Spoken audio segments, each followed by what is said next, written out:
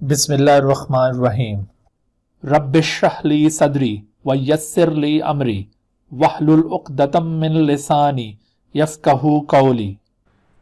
बिस्मिल्लाहिर्रहमानिर्रहीम। अस्सलाम वालेकुम dear students, welcome in lecture number 20 of PMC national MDCAT 2021 biology preparation के सिलसिले का एक और लेक्चर।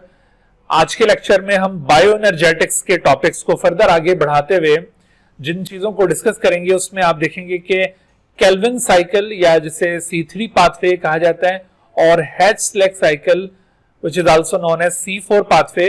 एक्चुअली इन दोनों पाथवेज का ताल्लुक लाइट इंडिपेंडेंट फेज के साथ है। लाइट इंडिपेंडेंट फेज जिसे डार्क रिएक्शन भी कहा जाता है। तो आज के लेक्चर में हम इन टॉपिक्स को कवर करेंगे और इन टॉपिक्स से रिलेटेड जो एमसीक्यूज एमडीकेट में पूछे जाते हैं उन एमसीक्यूज को भी अपने डिस्कशन में शामिल करते हैं। जी, तो मैकेनिज्म ऑफ फोटोसिंथेसिस हमने पिछले लेक्चर के अंदर स्टार्ट किया था ये टॉपिक, और मैकेनिज्म ऑफ फोटोसिंथेसिस के ओवरव्यू में आपको मैंने बताया था कि दो डिफरेंट फेजेस में ये मैकेनिज्म ऑफ फोटोसिंथेसिस कंप्लीट होता है। इन दो डिफरेंट फेजेस में एक फेज हम ऑलरेडी कवर कर चुके हैं पिछले लेक्चर में, जिसे लाइट डिपेंडेंट फेज या लाइट रिएक्शन कहा जाता है। लेकिन दूसरा फेज जिसे अब आज हम डिस्कस करने लगे हैं वो है लाइट इंडिपेंडेंट फेज या इसे डार्क रिएक्शन भी कहा जाता है। दरअसल लाइट इंडिपेंडेंट फेज या डार्क रिएक्शन प्लांट्स के अंदर इसकी दो डिफरेंट पॉसिबिलिटीज हैं। दो डिफरेंट तरीकों से ये डार्क रिएक्शन या लाइट इंडिपेंडेंट फेज कंप्लीट होगा। एक पॉसिबिलिटी तो ये है कि कुछ प्लांट्स के अंदर आप देखेंगे ड्यूरिंग डार्क रिएक्शन एक मेटाबॉलिक साइक्लिक मेटाबॉलिक पाथवे है जिसे केल्विन साइकिल कहा जाता है, ये परफॉर्म होगा और इस केल्विन साइकिल को C3 पाथवे भी कहा जाता है। C3 पाथवे क्यों कहा जाता है ये अभी हमने आइडेंटिफाई करना है। अभी आपने तवज्जो रखनी है कि इसे C3 पाथवे क्यों कहते हैं। लेकिन आप अभी जो चीज मैं आपको समझाना चाह रहा हूं उसको जरा आप ग्रिप करने की कोशिश करें कि डार्क रिएक्शन या लाइट इंडिपेंडेंट फेज एक्चुअली दो डिफरेंट वे में परफॉर्म होगा। एक वे आपको मैंने ये बताया है कि कुछ प्लांट्स में ड्यूरिंग डार्क रिएक्शन सिर्फ एक ही मेटाबॉलिक पाथवे परफॉर्म होगा और उस मेटाबॉलिक पाथवे को केल्विन साइकिल या C3 पाथवे कहा जाता है। लेकिन दूसरी एक और पॉसिबिलिटी भी है।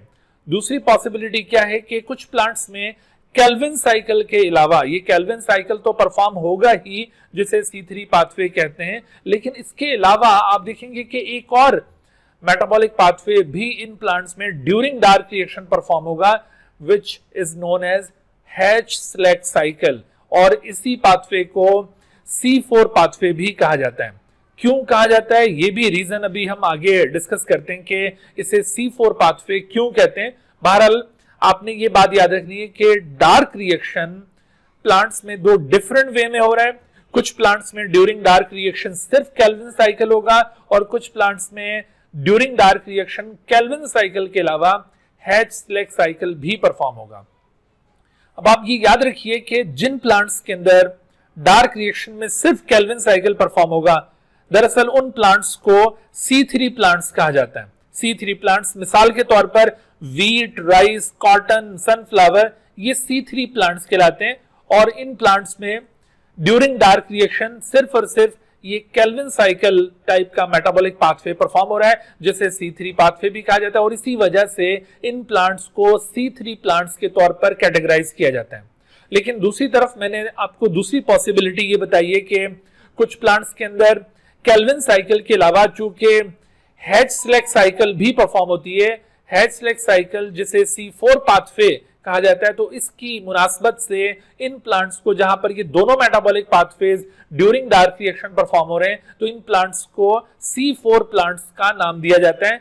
और इन प्लांट्स में शामिल हैं जैसे मेज यानी मकई, शुगर केन, सोरगम। तो ये प्लांट्स C4 प्लांट्स की कैटेगरी में शुमार किए जाते हैं, और जबकि दूसरी तरफ C3 plants wheat, rice, cotton, sunflower, तो वीट, राइस, कॉटन, सनफ्लावर में ड्यूरिंग डार्क रिएक्शन सिर्फ केल्विन साइकिल, और जबकि C4 प्लांट्स सच एज मेज, शुगर केन, सोरगम, इनमें during dark reaction kelvin cycle के साथ साथ हैच-स्लेक साइकिल भी परफॉर्म होगा। इसका मतलब यह हुआ आपसे अगर यहां पर पूछा जाए कि which metabolic pathway must occur during dark reaction, तो आपने क्या पिक करना होगा, केल्विन साइकिल या हैच-स्लेक साइकिल या बोथ ऑफ देम या नन ऑफ देम। तो आप याद रखिए कि आपने केल्विन साइकिल को यहां पे पिक करना है, क्योंकि ये ऐसा मेटाबॉलिक पाथवे है जो ड्यूरिंग डार्क रिएक्शन लाजमी परफॉर्म होता है। अलबत्ता हैच-स्लेक साइकिल कुछ प्लांट्स के अंदर होगा और कुछ प्लांट्स के अंदर नहीं होगा। जिन प्लांट्स में आपको हैच-स्लेक साइकिल मिलेगा उन प्लांट्स को C4 प्लांट्स कहा जाता है। लिहाजा अगर क्वेश्चन मॉडिफाई किया जाए यहां पर तो आपने तब भी केयरफुल रहना है। मिसाल के तौर पर अगर आपसे कहा जाए कि which metabolic pathway must occur in C4 plants, तो C4 प्लांट्स में केल्विन साइकिल और हैच-स्लेक साइकिल दोनों मस्ट टेक प्लेस होते हैं। इस वजह से यहां पर बोथ ऑफ देम वाला ऑप्शन आपने यूटिलाइज करना है। तो ये केयरफुल रहिएगा, इस तरह के क्वेश्चन यहां से पूछे जा सकते हैं। अच्छा, तो हमारा जो मेन फोकस है यहां पर इस टॉपिक में वो केल्विन साइकिल के ऊपर है। अगरचे हम हैच-स्लेक साइकिल को भी अभी आगे डिस्कस करेंगे, लेकिन चूंकि हैच-स्लेक साइकिल पीएमसी के सिलेबस में क्लियरली मेंशन नहीं है तो हम उसको बस ब्रीफली टच देंगे। बहरहाल यहां पर डिस्कस जरूर किया जाएगा, क्योंकि बाज बच्चे नम्स का टेस्ट भी दे रहे हैं, तो इस वजह से आपको हैच-स्लेक साइकिल का भी आइडिया होना चाहिए। तो देखिए, केल्विन साइकिल या जिसे C3 पाथवे कहा जाता है, तो ये कैसे परफॉर्म होता है और ये किस जगह पर परफॉर्म होता है। इससे पहले आप ये क्वेश्चन देखिए कि where does Calvin cycle take place. तो अभी मैंने जैसे आपसे ये सवाल पूछा कि ये कहां परफॉर्म होता है, ये आपको आइडिया होना चाहिए।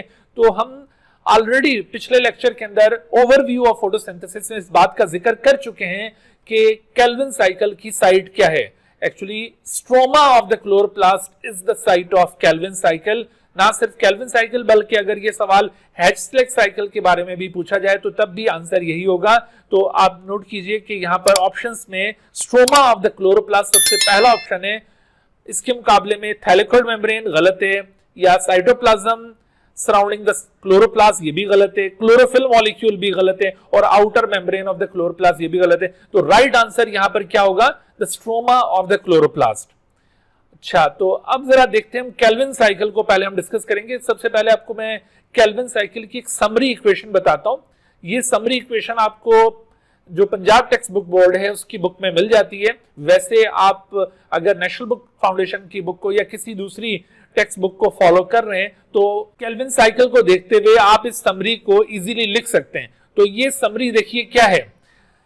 केल्विन साइकिल में आपने याद रखना है कि 3 कार्बन डाइऑक्साइड के मॉलिक्यूल पार्टिसिपेट करते हैं। यहां पर हम केल्विन साइकिल को जो बैलेंस करके इसकी इक्वेशन बनाते हैं, तो उस इक्वेशन में आपने ये जहन में रखना है कि एक केल्विन साइकिल में 3 कार्बन डाइऑक्साइड मॉलिक्यूल्स पार्टिसिपेट करेंगे, और इन 3 कार्बन डाइऑक्साइड मॉलिक्यूल्स को रिड्यूस करने के लिए लाइट रिएक्शन से जो रिड्यूसिंग पावर यहां पर आई है, आपको याद होगा रिड्यूसिंग पावर और सिमुलेटिंग पावर, हमने ये 2 टर्म्स लास्ट लेक्चर में यूज की थी।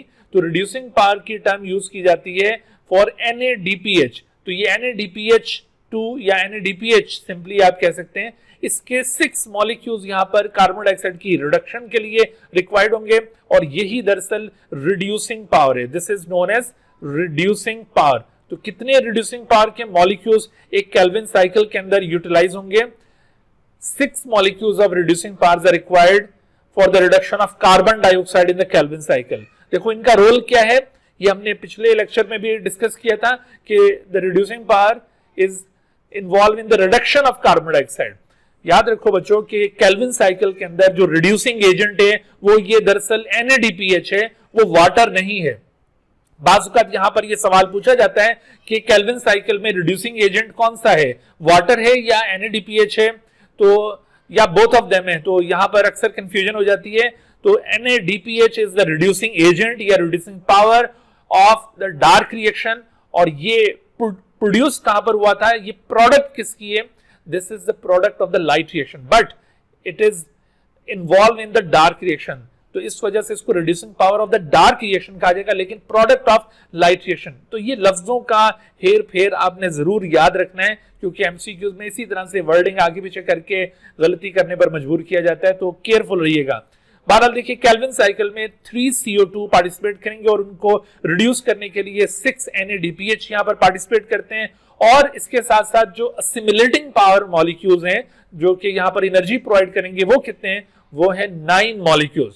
सो 9 molecules of ATP, 6 molecules of NADPH and 3 molecules of CO2। ये तीनों यहां पर केल्विन साइकिल में अभी आपको पार्टिसिपेट करते हुए नजर आएंगे। और इन तीनों के इंटरेक्शन से बनेगा क्या, तो केल्विन साइकिल का जो आउटपुट होता है वो एक ट्रायोज मॉलिक्यूल है। आप पिछले लेक्चर में भी ये बात पढ़ चुके हैं। तो वो ट्रायोज मॉलिक्यूल ग्लाइसरल्डिहाइड 3 फॉस्फेट या फिर समटाइम इसको PGAL भी कहा जाता है, this is also known as PGAL। तो ये ग्लाइसरल्डिहाइड 3 फॉस्फेट और PGAL, इसके साथ साथ और क्या बनेगा, ये तो एक आपको आउटपुट बताइए जो कि यहां से केल्विन साइकिल से रिलीज हो जाएगी। और बाद में इसी आउटपुट से आगे चलकर अभी आप देखेंगे कि ग्लूकोज मॉलिक्यूल भी प्रोड्यूस होगा। लेकिन ग्लूकोज को बनाने के लिए इस तरह के 2 मॉलिक्यूल्स दरकार होते हैं। ये 2 G3P या PGAL कंबाइन होंगे तो तब ग्लूकोज जनरेट होगा। ठीक है, बहरहाल हम इस कैलकुलेशन पर अभी आते हैं। मजीद क्या कुछ यहां पर बनेगा, देखिए इस ट्रायोज मॉलिक्यूल के साथ साथ यहां पर 6 NADP पॉजिटिव रिलीज हो जाएंगे, क्योंकि ये जो रिड्यूसिंग पावर थी NADPH2 अपना हाइड्रोजन यहां पे डोनेट करने के बाद ये अपनी ऑक्सीडाइज स्टेट में वापस आ जाएंगे। तो ये 6 NADP पॉजिटिव यहां पे फॉर्म हो जाएंगे। और इसके साथ साथ ATP भी अपनी एनर्जी यहां पे इनकॉर्पोरेट करने के बाद खुद स्प्लिट कर जाता है into 9 ADP molecules and 9 inorganic phosphates. तो ये भी यहां पे लिबरेट हो जाएंगे। इसके साथ साथ आप देखेंगे कि यहां पर 3 मॉलिक्यूल्स ऑफ H2O भी as a by product produce होंगे। ठीक है बच्चों, तो आपने ये याद रखना है कि summary equation of Calvin cycle क्या है। यहां पर आपको ये समरी इक्वेशन भी याद रखनी है और इसके अंदर जो कंपोनेंट्स हैं वो भी याद रखने हैं, क्योंकि इनके ऊपर MCQs बनाए जा सकते हैं। जैसे आपसे यहां पर ये सवाल हो सकता है कि which of the following is correct summary equation of Calvin cycle, और इस तरह की इक्वेशंस ऑप्शंस में दी हो और उसमें कोई ना कोई चेंजिंग की हो तो आप बिल्कुल क्लियरली पहचान लें कि कौन सी समरी इक्वेशन करेक्ट है फॉर द केल्विन साइकिल। और इसी तरह से देखो इस समरी इक्वेशन से हमें बहुत सारी और बातों का भी एहसास होता है। मिसाल के तौर पर जैसे मैं आपसे अगर पूछूं कि केल्विन साइकिल में how many CO2 molecules are required, तो आपने ये 3 ऑप्ट करना है। लेकिन बच्चों अगर आपसे ग्लूकोज की सिंथेसिस के लिए नंबर ऑफ कार्बन डाइऑक्साइड पूछे जाएं तो फिर आपने 3 नहीं कहना, क्योंकि आप देखिए कि 2 G3P मॉलिक्यूल्स कंबाइन होकर फिर एक ग्लूकोज को जनरेट करते हैं। तो इसका मतलब है कि in order to form 1 glucose molecule how many times Calvin cycle has to take place, तो 2 टाइम्स। तो अगर 2 टाइम्स केल्विन साइकिल परफॉर्म होगी तो how many CO2 molecules are required, तो 6 molecules of CO2 are required to make 1 glucose molecule. इसी तरह से ये इनके मुताबिक भी क्वेश्चन हो सकता है कि how many reducing power molecules are required in Calvin cycle, तो 6, लेकिन in order to make glucose तो फिर ये 12 हो जाएगा। फिर इसी तरह से 9 ATP are required in 1 Kelvin cycle, but in order to make 1 glucose molecule 18 ATPs are required। और इस बात को भी यहां पर अब पहचान लीजिए, हमने लास्ट लेक्चर में भी इस बात का जिक्र किया था कि देखो नॉन साइक्लिक फोटोफॉस्फोरिलेशन में NADPH और ATP दोनों प्रोड्यूस होते हैं ना, साइक्लिक में तो सिर्फ ATP बनता है। तो नॉन साइक्लिक फोटोफॉस्फोरिलेशन में ये दोनों मॉलिक्यूल्स इक्वल रेशो में प्रोड्यूस हो रहे होते हैं, वहां पर 1:1 में ये दोनों मॉलिक्यूल प्रोड्यूस हो रहे होते हैं। लेकिन डार्क रिएक्शन में आप ये देख रहे हैं कि ATP ज्यादा तादाद में रिक्वायर्ड है और NADPH कम तादाद में रिक्वायर्ड है। तो लिहाजा ये जो आप देखेंगे कि डेफिशिएंसी ऑफ ATP ये कैसे कंपनसेट होगी, तो नॉन साइक्लिक फोटोफॉस्फोरिलेशन के साथ साथ प्लांट कभी कभार साइक्लिक फोटोफॉस्फोरिलेशन भी साथ परफॉर्म कर रहा होता है ताकि वो जो ATP की डेफिशिएंसी वो कंपनसेट हो सके। ठीक है, तो ATP डेफिशिएंसी को कंपनसेट करने के लिए ही नॉन साइक्लिक से साइक्लिक की तरफ प्लांट मूव करता है। ये बात हमने वहां पर की थी और ये यहां पर देखिए जस्टिफाई हो रही है, बिकॉज ATP ज्यादा रिक्वायर्ड होते हैं और NADPH कम रिक्वायर्ड होते हैं। ठीक है, अच्छा, तो उसके बाद आप देखिए यहां पर मजीद आपसे जो क्वेश्चनिंग हो सकती है वो इनके रेशो के मुतालिक भी बात पूछी जा सकती है। मिसाल के तौर पर मैं आपसे कहता हूं कि केल्विन साइकिल में बताइए number of CO2 molecule to number of NADPH to number of ATP क्या रेशो है। तो देखिए रेशो क्या बना कि यहां पर for every 3 CO2 there are 6 NADPH2 are required और उसके मुकाबले में 9 एटीपी चाहिए, तो इसका मतलब हुआ कि फॉर ईच CO2, ठीक है, एक CO2 के बदले यहां पर कितने NADPH रिक्वायर्ड है, 2 NADPH, और कितने ATP रिक्वायर्ड है, तो 3 ATP। आप ये रेशो जरा अंडरस्टैंड कीजिए कि ये 3, 6, 9, और इसको सिंप्लीफाइड फॉर्म में अगर रेशो बनाया जाए इसका, तो ये क्या रेशो बना, 1:2:3। लेकिन यहां पर आपने तरतीब का जरूर ख्याल रखना है। यहां पर रेशो पूछा गया है number of CO2 to number of NADPH to number of ATP। याद रखो, रेशो जिस सीक्वेंस में पूछा जाता है ना, उसी सीक्वेंस में आपने उसे ऑप्ट करना होता है। तो number of CO2 to number of NADPH to number of ATP, तो ये 1:2:3 है। लेकिन अगर ये बात यूं पूछी जाए कि number of ATP to number of NADPH to number of CO2, तो फिर क्या रेशो होगा, तो फिर जाहिर है कि आपने 3:2:1 ऑप्ट करना होगा। ये इस तरह से नहीं आप करेंगे, ये रेशो बन जाएगा 3:1। लेकिन यहां पर देखो, इनके दरमियान जो रेशो है ना, कोई दो चीजों का रेशो भी पूछा जा सकता है कि what is the ratio of number of Calvin, number of carbon dioxide to number of NADPH in the Calvin cycle, तो ये 1:2 है। या फिर ये number of NADPH to number of ATP molecules which are required in Calvin cycle, क्या ratio है, 2:3। तो इस तरह के सवालात यहां से कई एक बनाए जा सकते हैं, जो कि आमतौर पर बच्चों से गलती हो जाती है, उनको ये सही तरह से आइडिया नहीं होता। लेकिन आपने इस इक्वेशन को पढ़ते हुए इन तमाम पॉइंट ऑफ व्यू से गौर करना है, ताकि जब भी ऐसे कोई सवालात आपके सामने आए तो वो आप इजीली कर सकें। तो इसी तरह के कुछ सवालात की हम यहाँ पर थोड़ी सी एक एक्सरसाइज भी कर लेते हैं। देखिए, आपसे अगर ये सवाल पूछा जाए यूं कि how many CO2 molecules are required in 1 Calvin cycle, अभी मैंने आपसे शेयर किया था। तो देखिए इसमें क्या होगा कि एक केल्विन साइकिल में क्या एक CO2 चाहिए, या 3 या 6 या 9 या 12। तो मेरे ख्याल में अब ये आंसर बहुत आसान हो जाना चाहिए। The right answer is 3 CO2 are required in 1 Calvin cycle. फिर इसी तरह से अगर ये सवाल यूं पूछा जाए कि how many CO2 molecules are required to make 1 glucose molecule in photosynthesis, तो एक ग्लूकोज बनाने के लिए एक्चुअली 2 ट्राइओसिस चाहिए, ये G3B के 2 मॉलिक्यूल्स चाहिए। तो इस वजह से 2 दफा केल्विन साइकिल परफॉर्म होगी, 2 दफा केल्विन साइकिल होगी, तो इसका मतलब है कि 3 + 3 6 CO2 चाहिए। तो right answer should B C, ठीक है, तो ये C should be the right answer in this case. उसके बाद फिर देखो एक और सवाल यहां पर पूछा गया है कि what is the ratio of number of ATP to number of NADPH to number of CO2 that are required in Calvin cycle. अब देखो यहां पर क्या होता है कि जब भी ये सवाल आता है तो अक्सर बच्चे यहां पर गड़बड़ कर जाते हैं। इवन जिन बच्चों ने ये लेक्चर सुना भी होता है तो वो भी यहां पर गलती कर जाते हैं, क्योंकि आमतौर पर वो ये सोच रहे होते हैं कि number of CO2 to number of NADPH to number of ATP 1:2:3 है, तो वो 1:2:3 की तरफ भागते हैं कि दिस इज राइट आंसर, जबकि ये गलत हो जाएगा। यहां पर ऐसा नहीं पूछा गया, यहां पर यूं रिवर्स ऑर्डर में पूछा गया है। पहले number of ATP to number of NADPH then number of CO2, लिहाजा आपने ये रिवर्स ऑर्डर में 3, 2, 1 आपने पिक करना है, and 3, 2, 1 is given in the D answer. लिहाजा यहां पर राइट आंसर क्या होगा, D, ठीक है। तो इस तरह से सवालात यहां पर बन सकते हैं। अब यही जो मैंने सवालात आपसे पूछे थे नंबर ऑफ CO2 के हवाले से, तो ये नंबर ऑफ CO2 के हवाले से नंबर ऑफ CO2 के बजाय ये नंबर ऑफ NADPH2 के भी क्वेश्चंस हो सकते हैं, ये ATP के भी क्वेश्चंस हो सकते हैं। मिसाल के तौर पर in order to make 1 glucose molecule how many ATPs are required, तो 18 ATPs। इस तरह के सवालात यहां से बन सकते हैं। उसके बाद फिर आगे बढ़ते हैं हम। तो नेक्स्ट आप देखिए फेजेस ऑफ केल्विन साइकिल। अभी हमने केल्विन साइकिल की एक समरी आपको बताई है, लेकिन आप याद रखो कि केल्विन साइकिल ये इतनी सिंपल नहीं है कि यूं एक रिएक्शन परफॉर्म और केल्विन साइकिल कंप्लीट, बल्कि केल्विन साइकिल एक बहुत ही कॉम्प्लेक्स मेटाबॉलिक पाथवे है, बहुत ही कॉम्प्लेक्स, और इतना कॉम्प्लेक्स है कि ये FSC वाले स्टेज पर आप वो पूरा पाथवे पढ़ भी नहीं रहे हैं, ठीक है। उस पाथवे को भी बहुत ही ब्रीफ करके आपको यहाँ पे दिखाया हुआ है। तो बहरहाल केल्विन साइकिल में टोटल 3 फेजेस जरूर एग्जिस्ट करते हैं। तो वो 3 फेजेस कौन से हैं केल्विन साइकिल में? Number 1 is carbon fixation. आपने यहाँ पे गौर करना है कि इस पहले फेज को, जिसे हमने कार्बन फिक्सेशन का नाम दिया है, क्यों इसे कार्बन फिक्सेशन कहा जाता है। फिर इसी तरह से दूसरा फेज है रिडक्शन फेज।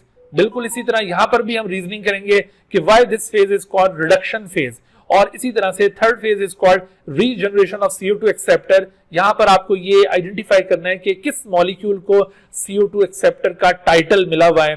तो ये बातें आपने अभी इस पाथवे को स्टडी करते हुए गौर करनी है।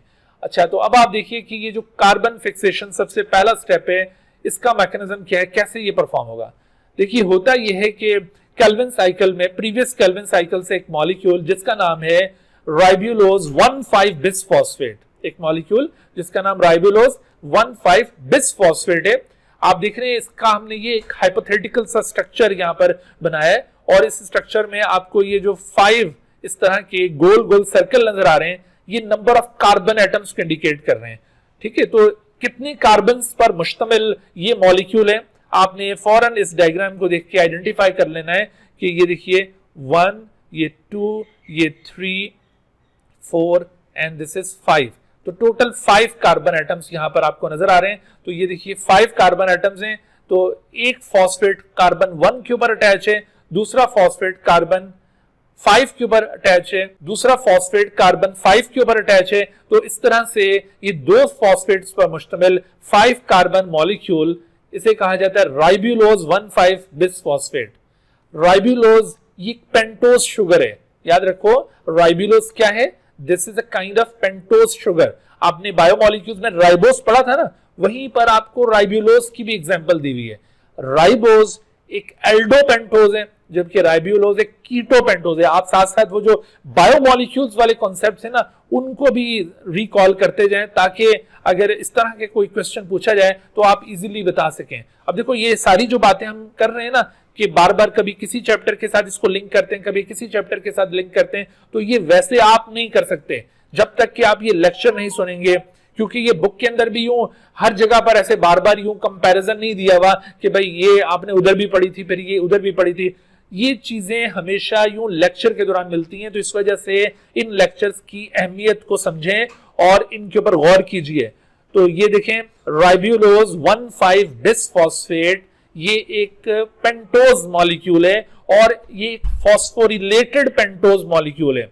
और कैसा पेंटोज है, कीटोपेंटोज है, कीटोपेंटोज। और इस कीटोपेंटोज के फर्स्ट और लास्ट कार्बन एटम के ऊपर आपको ये फॉस्फेट ग्रुप नजर आ रहे हैं। So this molecule is termed as carbon dioxide acceptor. ये जो अभी हम टर्म यूज कर रहे थे ना CO2 एक्सेप्टर, तो एक्चुअली ये CO2 एक्सेप्टर कौन सा मॉलिक्यूल है, this CO2 acceptor is ribulose 1,5 bisphosphate. आमतौर पर इस राइबुलोज 1,5 बिसफॉस्फेट को हम RUBP कह देते हैं, RUBP। RU stands for ribulose, B for बिस और P फॉर फॉस्फेट। तो राइबुलोज बिसफॉस्फेट, वैसे तो पूरा नाम इसका राइबुलोज 1,5 बिसफॉस्फेट है, बट इसको आप एब्रीविएट करते हुए राइबुलोज बिसफॉस्फेट यानी RUBP लिखेंगे। तो RUBP क्या चीज है, this is carbon dioxide acceptor. और ये प्रीवियस साइकिल से ये हासिल हुआ है, रीजनरेट हुआ, और अब ये नेक्स्ट साइकिल में ये पार्टिसिपेट करने वाला है। तो आप देखिए कि ये 5 कार्बन मॉलिक्यूल, यहां पर जितने भी मॉलिक्यूल्स आएंगे ना, उनके नंबर ऑफ कार्बन जरूर पूछा जाता है। तो ये राइबुलोज 1,5 बिसफॉस्फेट, ये RUBP is a 5 carbon molecule. This 5 carbon molecule reacts with 1 carbon molecule during the Kelvin cycle. That 1 carbon molecule is CO2. आप देखिए इसके अंदर एक सर्कल हमने यहां पे शो किया है, इसका मतलब है कि there is only 1 carbon atom. तो carbon dioxide single carbon atom molecule है, RUBP 5 कार्बन एटम मॉलिक्यूल है, CO2 के 3 मॉलिक्यूल्स यहां पर रिएक्ट कर रहे हैं, और सिमिलरली RUBP के भी 3 मॉलिक्यूल्स यहां पर रिएक्ट कर रहे हैं। ये जिस नंबर को हमने यूं एनसर्कल किया हुआ है ना इस डायग्राम के अंदर, याद रखो कि ये नंबर ऑफ मॉलिक्यूल्स को ये नंबर इंडिकेट कर रहा है। ये नंबर किसको शो कर रहा है, नंबर ऑफ मॉलिक्यूल्स को। सो कितने मॉलिक्यूल्स CO2 के पार्टिसिपेट कर रहे हैं, अभी हमने इसका जिक्र किया था 3 मॉलिक्यूल्स ऑफ CO2। और इसी तरह से उन 3 CO2 मॉलिक्यूल्स को एक्सेप्ट करने के लिए 3 कार्बन डाइऑक्साइड एक्सेप्टर यहां पे पार्टिसिपेट कर रहे हैं, जिनको RUBP कहा जाता है। पहला RUBP पहले कार्बन डाइऑक्साइड के साथ रिएक्ट करेगा, और उसके नतीजे में यहां पर क्या बनेगा, एक 6 कार्बन मॉलिक्यूल बनेगा। जब ये फर्स्ट RUBP फर्स्ट CO2 के साथ रिएक्ट करता है तो 6 carbon molecule is produce. Then second RUBP reacts with second CO2 molecule, another 6 carbon molecule is produce. उसके बाद फिर ये third CO2 reacts with third RUBP, another 6 carbon molecule is produced. तो इस तरह से टोटल कितने 6 कार्बन मॉलिक्यूल प्रोड्यूस होंगे? तो टोटल इस तरह के 6 कार्बन मॉलिक्यूल प्रोड्यूस होंगे। बच्चों यहां पर आपने ये याद रखना है कि CO2 जो कि केल्विन साइकिल का इनपुट है, ठीक है, इसको input of the Calvin cycle कहा जाता है, और जबकि RUBP ये CO2 एक्सेप्टर था, तो 3 CO2 3 RUBP, carbon dioxide single carbon compound, ये 5 कार्बन कंपाउंड। ये सारी बातें जो मैं बार बार दोहरा रहा हूं, इनको आप ग्रिप कर लीजिए, ये वाली बातें एमसीक्यूज में पूछी जाएंगी, ठीक है। और उसके बाद फिर ये जब CO2 और RUBP रिएक्ट करता है तो क्या चीज प्रोड्यूस होती है, यहां पर आपने केयरफुल रहना है। देखो वैसे तो आपको मैंने दिखाया कि 1 carbon molecule and this 5 carbon molecule combine together to form 6 carbon molecule, है तो सही, लेकिन this 6 carbon molecule is highly unstable molecule. ये बनते ही फौरन ब्रोकन डाउन हो जाएगा, क्लीव हो जाएगा, ठीक है। ये 6 कार्बन का ये मॉलिक्यूल इस तरह से 6 कार्बन का ये मॉलिक्यूल जैसे ही बनेगा तो बनते ही ये स्प्लिट कर जाएगा, दरमियान से ये टूट जाएगा 2 फ्रेगमेंट्स के अंदर, और वो दोनों फ्रेगमेंट 3 कार्बन के वो फ्रेगमेंट होंगे। तो ये चूंकि बनते ही टूट जाता है, ये एग्जिस्ट नहीं करता, इस वजह से इसका कोई नाम भी नहीं है, ठीक है। इस वजह से इसको हम इग्नोर कर देते हैं, लेकिन एक्सप्लेन करते हुए यहां पर ये लिखते जरूर हैं। तो जैसे अगर आपसे पूछा जाए कि when CO2 reacts with RUBP which of the following is produced, तो अगर इस तरह से सवाल आएगा तो फिर आपने ये 6 कार्बन मॉलिक्यूल को इग्नोर कर देना है, क्योंकि देखो जब ये CO2 और RUBP रिएक्ट करते हैं 6 कार्बन मॉलिक्यूल बनता तो है, लेकिन चूंकि ये स्प्लिट करके यूं इस तरह से ट्राइयोज मॉलिक्यूल में टूट जाएगा। ये देख रहे हैं ये 3 कार्बन का एक फ्रेगमेंट है जिसे कहा जाता है 3 फॉस्फोग्लाइसरेट, इसमें ये टूट जाएगा। इस तरह के कितने मॉलिक्यूल बनेंगे? तो हर एक 6 कार्बन मॉलिक्यूल से इस तरह के 2 मॉलिक्यूल्स बनेंगे। अब देखो टोटल ये 3 थे तो टोटल ये 6 हो जाएंगे, हर एक से 2 इस तरह के मॉलिक्यूल प्रोड्यूस हो रहे हैं। लिहाजा ये 6 कार्बन मॉलिक्यूल्स थे, जबकि इस तरह के अब 3 कार्बन मॉलिक्यूल्स प्रोड्यूस हो जाएंगे। लिहाजा अगर ये सवाल पूछा जाए जो मैं अभी आपसे कह रहा था कि when CO2 reacts with RUBP which of the following is produced, तो 6 कार्बन मॉलिक्यूल या 3 फॉस्फोग्लाइसरेट, तो आपने 3 फॉस्फोग्लाइसरेट को प्रेफर करना है because this is stable molecule.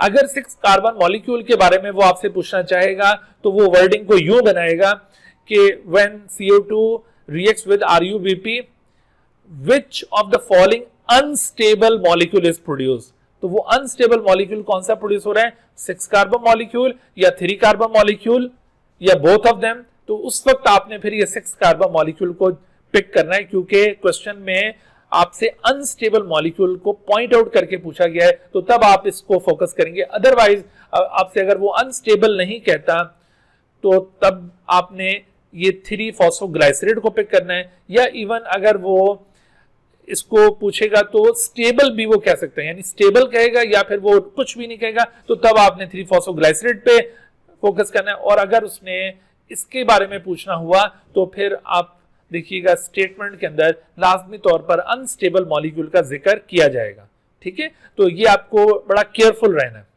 अच्छा अब देखो ये जो पहला आपने स्टेप मुलाहिजा किया जिसमें RUBP ने कार्बन डाइऑक्साइड को एक्सेप्ट किया, उसका इस्तकबाल किया है, और उसके नतीजे में पहले एक 6 कार्बन अनस्टेबल मॉलिक्यूल बनना, और वो बनते ही टूट गया इनटू ट्राइओसिस, और वो ट्राइओसिस क्या है, वो है 3 फॉस्फोग्लाइसरेट। तो इस पहले रिएक्शन को यहां पे एक एंजाइम कैटालाइज करता है, that enzyme is known as RUBISCO। देखो ये इसको हम इस तरह से लिखते हैं, R capital U small, B capital फिर IS small, C capital O capital. तो ये क्या है, RUBISCO, रिबिस्को।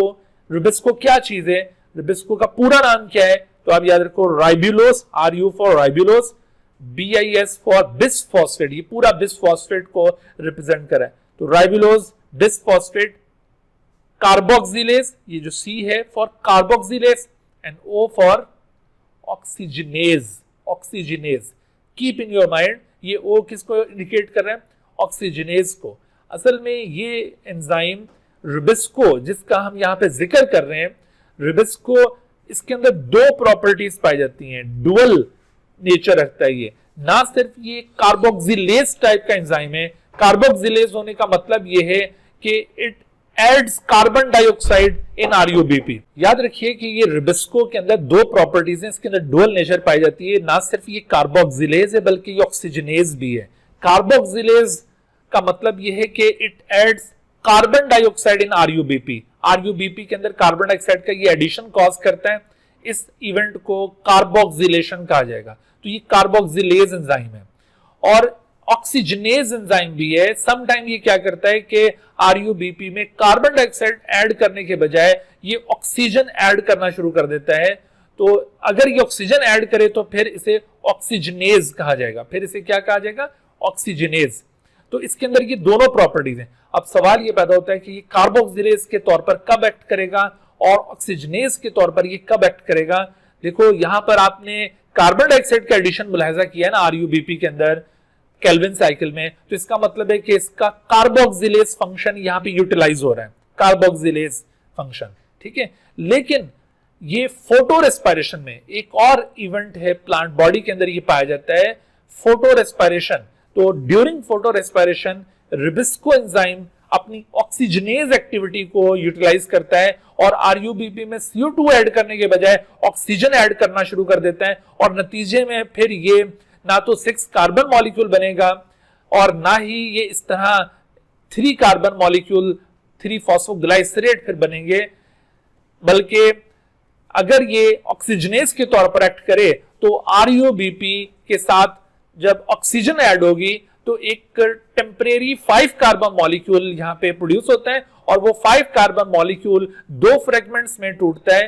उसमें से एक फ्रेगमेंट 2 कार्बन पर मुश्तमिल होता है और दूसरा फ्रेगमेंट 3 कार्बन मुश्तमिल होता है। 2 carbon fragment is called phosphoglycolate, उसे कहते हैं फॉस्फोग्लाइकोलेट। आप ये फोटो रेस्पिरेशन को अगर देखें तो वहां पर आपको फॉस्फोग्लाइकोलेट मॉलिक्यूल मिलेगा। तो फॉस्फोग्लाइकोलेट इज 2 कार्बन मॉलिक्यूल और जबकि 3 कार्बन फ्रेगमेंट वो यही होगा 3 फॉस्फोग्लाइसरेट। तो ये एक्टिविटी कब होनी है? During photo respiration. अब आप कहेंगे फोटो रेस्पिरेशन तो हमारे टॉपिक में शामिल नहीं है, पीएमसी में फोटो रेस्पिरेशन को एक्सक्लूड किया हुआ है, वो हमने कवर नहीं करना।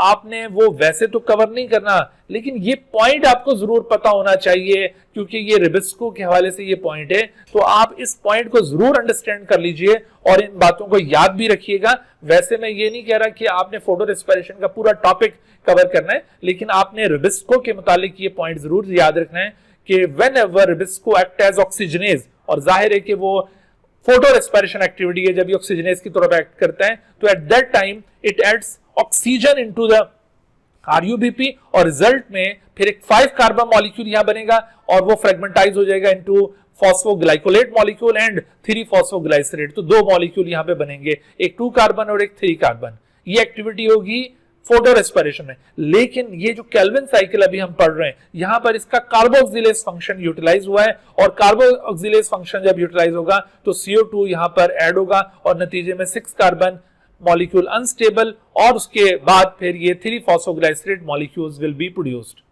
ठीक है। तो रिबिस्को एंजाइम को आपने ये जरूर यहां पर याद रखना है जो इस फर्स्ट स्टेप को कैटलाइज कर रहा था। अच्छा, ये रिबिस्को एंजाइम किस वक्त कार्बन डाइऑक्साइड को ऐड करेगा और किस वक्त ऑक्सीजन को ऐड करेगा, आपको प्रोसेसेस तो समझ में आ गए। यानी CO2 को ऐड करता है तो ये कौन सा प्रोसेस है?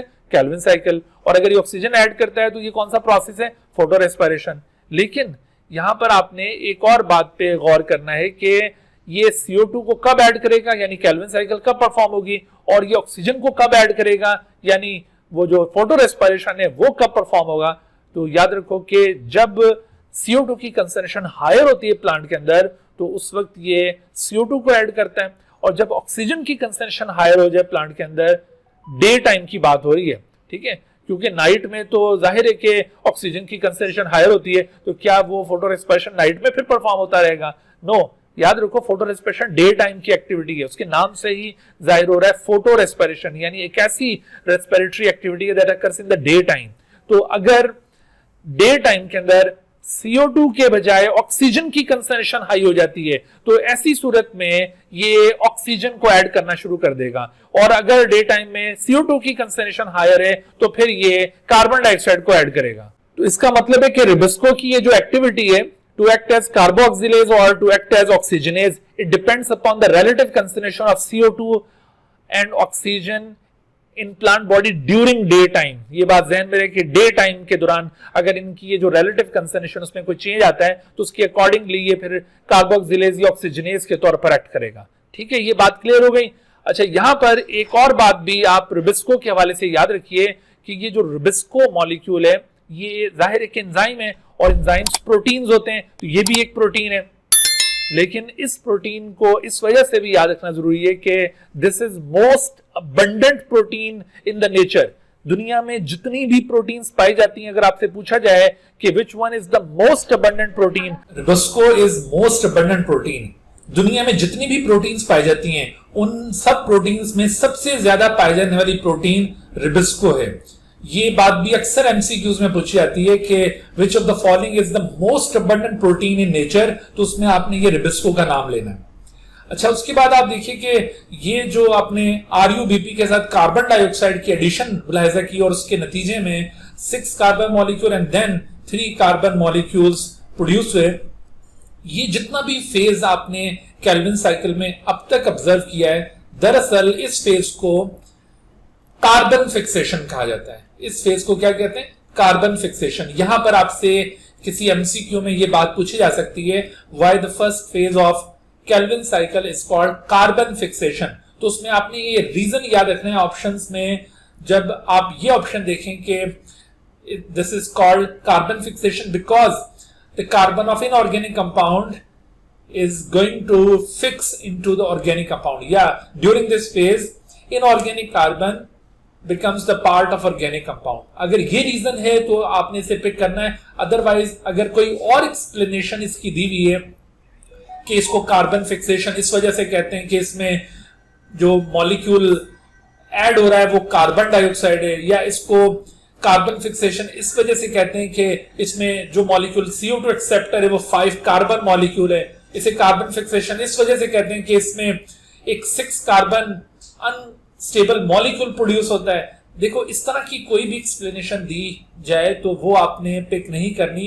कार्बन फिक्सेशन इस स्टेप को क्यों नाम दिया गया है? इस वजह से कि during this phase carbon of inorganic compound that is carbon dioxide becomes the part of organic compound. तो इस वजह से इस फेज को कार्बन फिक्सेशन का नाम दिया जाता है। यहां पर एक और सवाल भी आपसे पूछा जा सकता है कि what are the products of carbon fixation step of Calvin cycle. तो देखो, केल्विन साइकिल के कार्बन फिक्सेशन स्टेप की प्रोडक्ट्स क्या हैं? तो इसमें देखो, यहां पर हो सकता है कि ऑप्शन के अंदर आपको दिया जाए कि 1,3-फॉस्फोग्लाइसरेट। अगर 1,3-फॉस्फोग्लाइसरेट गिवन है तो वो प्रोडक्ट नहीं मानी जाएगी। अगर यहां पर गिवन है 3-फॉस्फोग्लाइसरेट मॉलिक्यूल्स तो तब भी उसको नहीं माना जाएगा।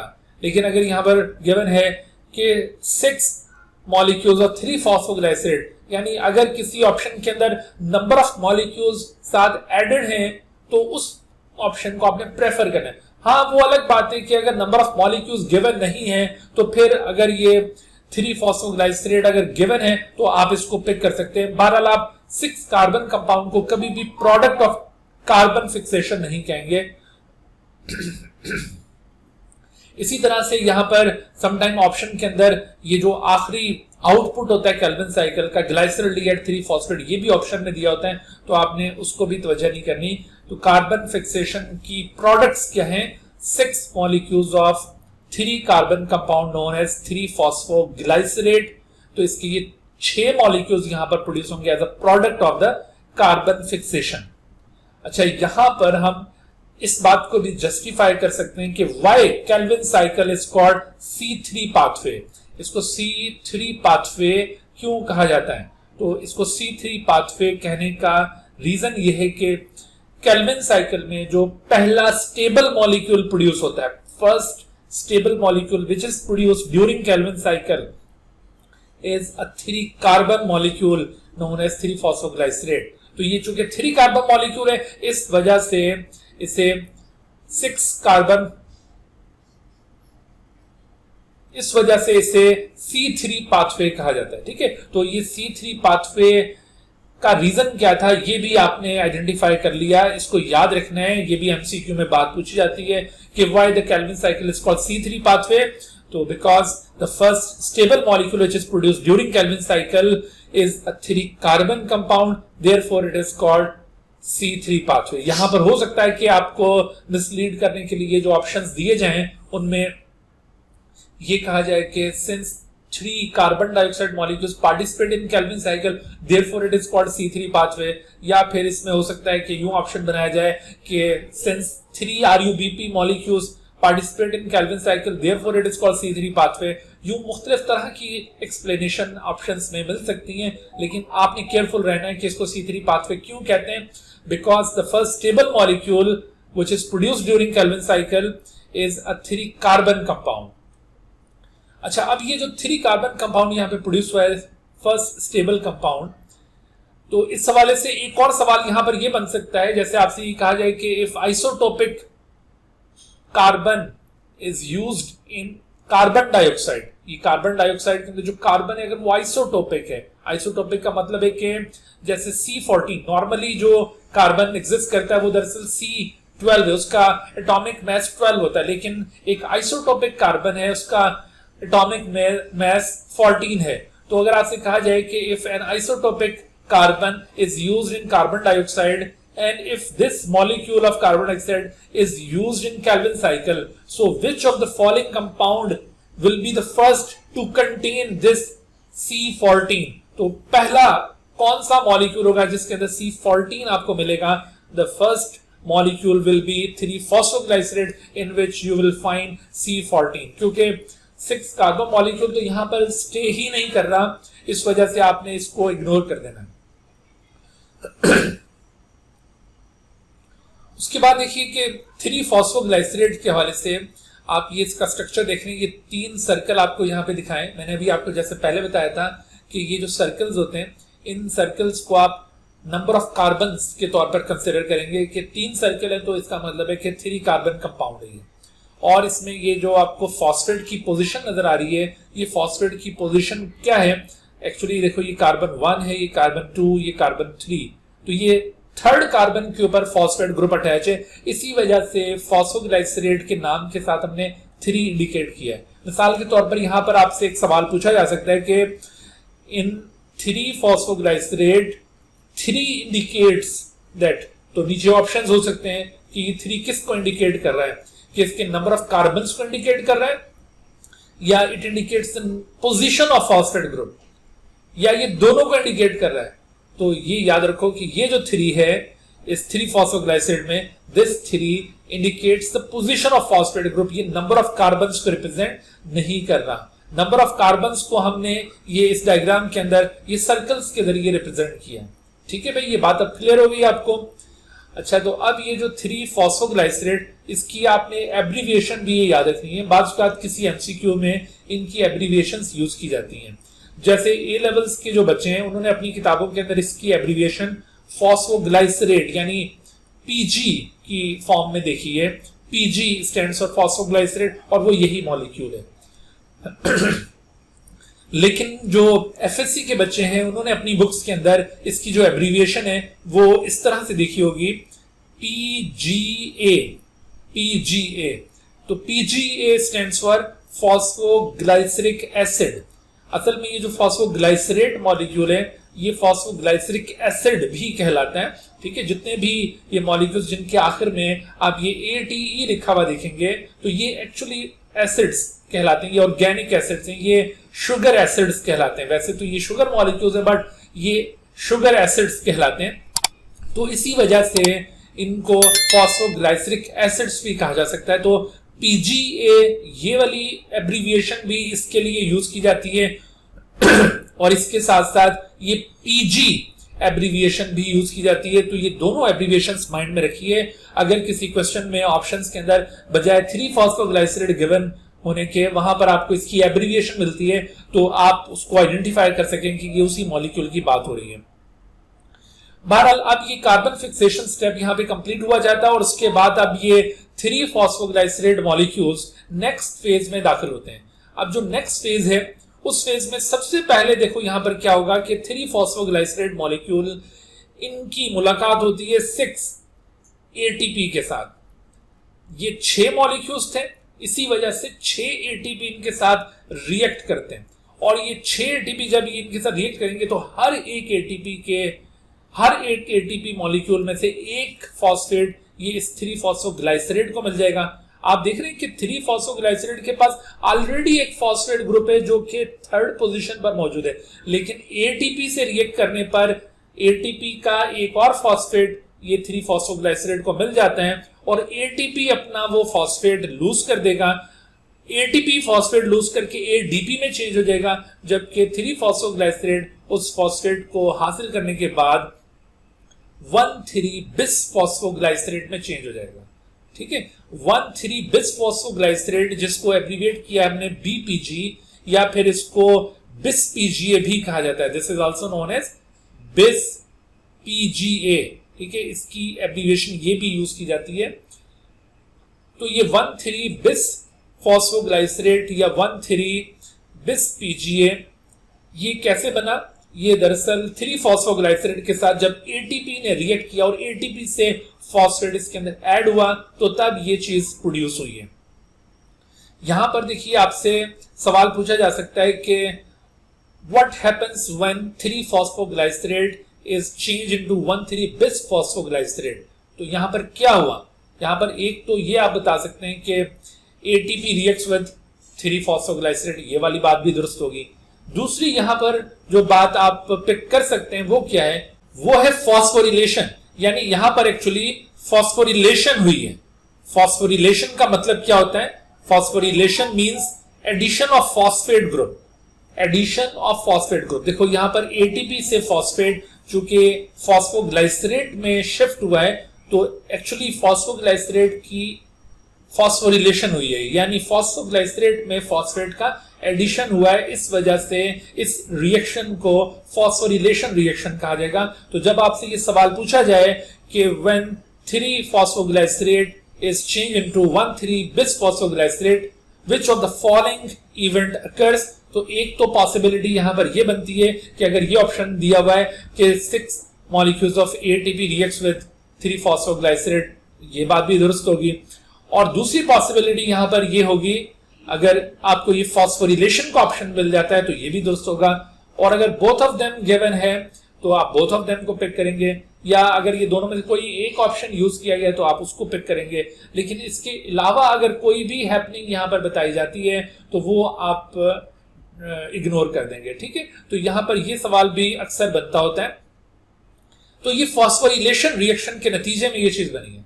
अब देखो यहां पर एक सवाल मैं और बना सकता हूं कि 3 फॉस्फोग्लाइसरेट और 1,3 बिस फॉस्फोग्लाइसरेट, इन दोनों में डिफरेंस क्या है? तो डिफरेंस है नंबर ऑफ फॉस्फेट ग्रुप का, नंबर ऑफ कार्बन एटम्स का डिफरेंस नहीं है। ठीक है, नंबर ऑफ कार्बन एटम्स दोनों के सेम है, क्योंकि यहां पर भी 3 कार्बन एटम्स हैं, 1, 2 एंड 3, और यहां पर भी 3 कार्बन एटम्स हैं। लेकिन फर्क क्या है नंबर ऑफ फॉस्फेट का? यहां पर एक फॉस्फेट है, यहां पर 2 फॉस्फेट्स हैं। दूसरा डिफरेंस पोजीशन ऑफ फॉस्फेट का है, यहां पर एक ही फॉस्फेट है और वो 3rd पोजीशन पर है, यहां पर 2 फॉस्फेट है, एक 1 पर और दूसरा 3rd पर मौजूद है। तो इस तरह से आपने ये याद रखना है। एक और फर्क ये होगा कि 3 फॉस्फोग्लाइसरेट ये कार्बन फिक्सेशन की प्रोडक्ट है, जबकि 1,3 बिस phosphoglycerate is not the part of carbon fixation. यहां पर देखो ये भी ऐसे पूछा जा सकता है कि which of the following compound belongs to the carbon fixation phase of Calvin cycle. तो 3 phosphoglycerate belongs to carbon fixation step, but 1,3 bis phosphoglycerate belongs to the next step जो अभी हम डिस्कस कर रहे हैं। तो ये इस तरह से बड़े ही सवालात यहां से बन सकते हैं, इनके ऊपर आप तवज्जो रखिए। खाली इस साइकिल का रट्टा मार लेना काफी नहीं है, आप ये इस तरह से मुख्तलिफ एंगल से इसको सोचिए कि एग्जामिनर कैसे कैसे यहां से सवाल निकाल सकता है। तो फिर आप देखिए इस तरह के कोई भी सवालात आपके सामने आएंगे तो आप इजीली उनको सॉल्व कर सकेंगे। अच्छा, यहां पर आपको ये बात क्लियरली याद रखनी है कि ये एक 3 फॉस्फोग्लाइसरेट मॉलिक्यूल जो है, सिंगल मॉलिक्यूल ऑफ 3 फॉस्फोग्लाइसरेट, वो 6 एटीपी से 6 फॉस्फेट नहीं ले रहा। Keep in your mind, each 3 phosphoglycerate takes 1 phosphate group from 1 ATP molecule. चूंकि ये 3-फॉस्फोग्लाइसरेट के 6 मॉलिक्यूल्स थे, इसी वजह से यहाँ पर 6 एटीपीज आपको दिखाए गए जो कि यहाँ पर फॉस्फेट डोनेट करें। हर एटीपी से एक एक फॉस्फेट इधर फॉस्फोग्लाइसरेट को मिल रहा और उसके नतीजे में फॉस्फोरिलेशन हुई और 1,3-bis फॉस्फोग्लाइसरेट बना। देखो बच्चों, यहाँ पर एक और सवाल भी बनता है, इतने सवाल यहाँ से बनाए जा सकते हैं। यहाँ पर देखो एक और सवाल आपसे क्या पूछा जा सकता है, यहाँ पर आपसे ये भी बात पूछी जा सकती है कि which of the following is true about three phosphoglycerate. तो उसमें ऑप्शन दिए गए होंगे कि this is substrate of the reaction, यूं रिएक्शन दिखाया जाएगा ऐसे करके ना, ये रिएक्शन पूरा बना के दिखाया जाएगा और उसमें पूछा जाएगा कि which of the following is true about three phosphoglycerate. तो उसमें ऑप्शन दिए होंगे कि this is substrate of the reaction, या this is enzyme of the reaction, this is coenzyme of the reaction, या this is product of the reaction. तो आप याद रखो यहाँ पर 3-फॉस्फोग्लाइसरेट इस रिएक्शन का सबस्ट्रेट है। बिल्कुल इसी तरह से यहाँ पर ये जो 1,3-bis फॉस्फोग्लाइसरेट है ये इस रिएक्शन की प्रोडक्ट है, और ये जो आप एटीपी देख रहे हैं ये इस रिएक्शन में कोएंजाइम के तौर पर एक्ट कर रहा है। तो आपको हर एक रिएक्शन के इन कंपोनेंट्स के बारे में जरूर पता होना चाहिए। इस रिएक्शन के अंदर जो एंजाइम यूज होता है वो एंजाइम यहाँ पर हमारे पास मेंशन नहीं है, और बास बुक्स के अंदर अगर वो मेंशन भी है तो वो उसको आपने इग्नोर कर देना है। तो 3-फॉस्फोग्लाइसरेट की कन्वर्जन हुई है 1,3-bis फॉस्फोग्लाइसरेट में, ये नेक्स्ट फेज का पहला रिएक्शन था। और अब आप आगे देखिए कि 1,3-bis फॉस्फोग्लाइसरेट इनके साथ फर्दर अब क्या होता है।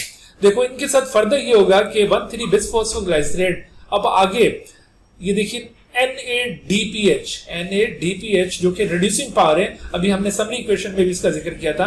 तो ये NADPH के साथ 1,3-bis फॉस्फोग्लाइसरेट का रिएक्शन होने जा रहा है। 1,3-bis फॉस्फोग्लाइसरेट जो कि एक ऑक्सीडाइज्ड मॉलिक्यूल है, this is actually oxidised molecule, ये जब इस रिड्यूस मॉलिक्यूल से रिएक्ट करेगा ना तो ऐसी सूरत में ये रिड्यूस हो जाएगा। ये क्या हो जाएगा? रिड्यूस। तो देखो ये NADPH ये रिड्यूस मॉलिक्यूल था, इसने अपने हाइड्रोजन डोनेट कर दिए 1,3-bis फॉस्फोग्लाइसरेट में, and after losing hydrogen NADPH is change into NADP positive. NADPH NADP positive में चेंज हो जाएगा। देखो यहां पर ये 6 मॉलिक्यूल्स थे, इस वजह से 6 NADPH यहां पे रिएक्ट कर रहे हैं। हर एक NADPH से 2-2 हाइड्रोजन्स इन मॉलिक्यूल्स में ऐड हो रहे हैं। तो ये जो एक्टिविटी आप यहां पर मुलाहिजा कर रहे हैं ना, इस एक्टिविटी को क्या कहना चाहिए? जैसे when 1,3-bis phosphoglycerate reacts with NADPH, which of the following occurs? बताएं, ऑक्सीडेशन हुई है यहां पर, या फिर यहां पर रिडक्शन हुई है, या यहां पर आप बताएंगे बोथ ऑफ देम, या फिर यहां पर फॉस्फोरिलेशन हुई है, डिफॉस्फोरिलेशन, इस तरह के ऑप्शंस हो सकते हैं। तो बताइए कि यहां पर क्या हुआ? तो बच्चों याद रखो कि यहां पर जो टाइटल दिया जाएगा ना इस रिएक्शन के लिए, तो वो टाइटल दरअसल रिडक्शन है। वो टाइटल क्या है? रिडक्शन। एक्चुअली यहां पर रिडक्शन हो रही है। एक्चुअली यहां पर क्या हो रही है? रिडक्शन। अब आप कहेंगे ये कैसे? देखो बच्चों कि किसी भी रिएक्शन को जो हम टाइटल देते हैं ना, किस रिएक्शन में एक्चुअली हुआ क्या केमिकल एक्टिविटी उस रिएक्शन में वकू पजीर हुई है, तो वो असल में हम देते हैं सबस्ट्रेट के अकॉर्डिंग, यानी उस रिएक्शन के सबस्ट्रेट के साथ जो होगा वो आपने पॉइंट आउट करना है। उस रिएक्शन की सबस्ट्रेट के साथ जो एक्टिविटी होगी वो रिपोर्ट की जाएगी। बाकी जो कोएंजाइम्स के साथ एक्टिविटी हो रही है उसको रिपोर्ट नहीं किया जाता, वो रिएक्शन का टाइटल नहीं होता। मिसाल के तौर पर जैसे NADPH इस वक्त कोएंजाइम्स हैं, दीज आर एक्चुअली कोएंजाइम्स, और 1,3-bis फॉस्फोग्लाइसरेट इस वक्त सबस्ट्रेट है। तो 1,3-bis फॉस्फोग्लाइसरेट चूंकि हाइड्रोजन गेन कर रहे हैं तो इस वक्त रिडक्शन हो रही है 1,3-bis फॉस्फोग्लाइसरेट की। ये अलग बात है कि NADPH अपना हाइड्रोजन लूज करके ये ऑक्सीडाइज हो गए, लेकिन हम रिएक्शन को ऑक्सीडेशन टाइटल नहीं देंगे। रिएक्शन को टाइटल क्या दिया जाएगा? रिडक्शन। लिहाजा अभी मैंने जो आपसे क्वेश्चन पूछा था कि when 1,3-bis phosphoglycerate reacts with NADPH, which of the following occurs, तो आपने रिडक्शन पिक करना है। लेकिन अगर आपसे पूछा जाए कि the conversion of NADPH to NADP, जैसे यहां पर आपसे पूछा जा सकता है कि which of the following is true about the conversion of NADPH into NADP, तो यहां पर आपने रिडक्शन नहीं कहना, यहां पर ऑक्सीडेशन कहना है, क्योंकि ये स्पेसिफिकली इसके मुतालिक बात हो रही है ना। लेकिन जब बात हो ये 1,3 बिसफॉस्फोग्लाइसरेट की मुनासबत से, जो कि इस रिएक्शन का सबस्ट्रेट है, तो फिर उसमें आपने सबस्ट्रेट के साथ जो एक्टिविटी हुई है वो चीज याद रखनी है, और वो यहाँ पर रिडक्शन हो रही है। लेकिन याद रखो कि इस रिएक्शन में ना सिर्फ रिडक्शन हो रही है, बल्कि इसी रिएक्शन के अंदर आप देख रहे हैं कि ये फॉस्फेट ग्रुप का रिमूवल भी हो रहा है।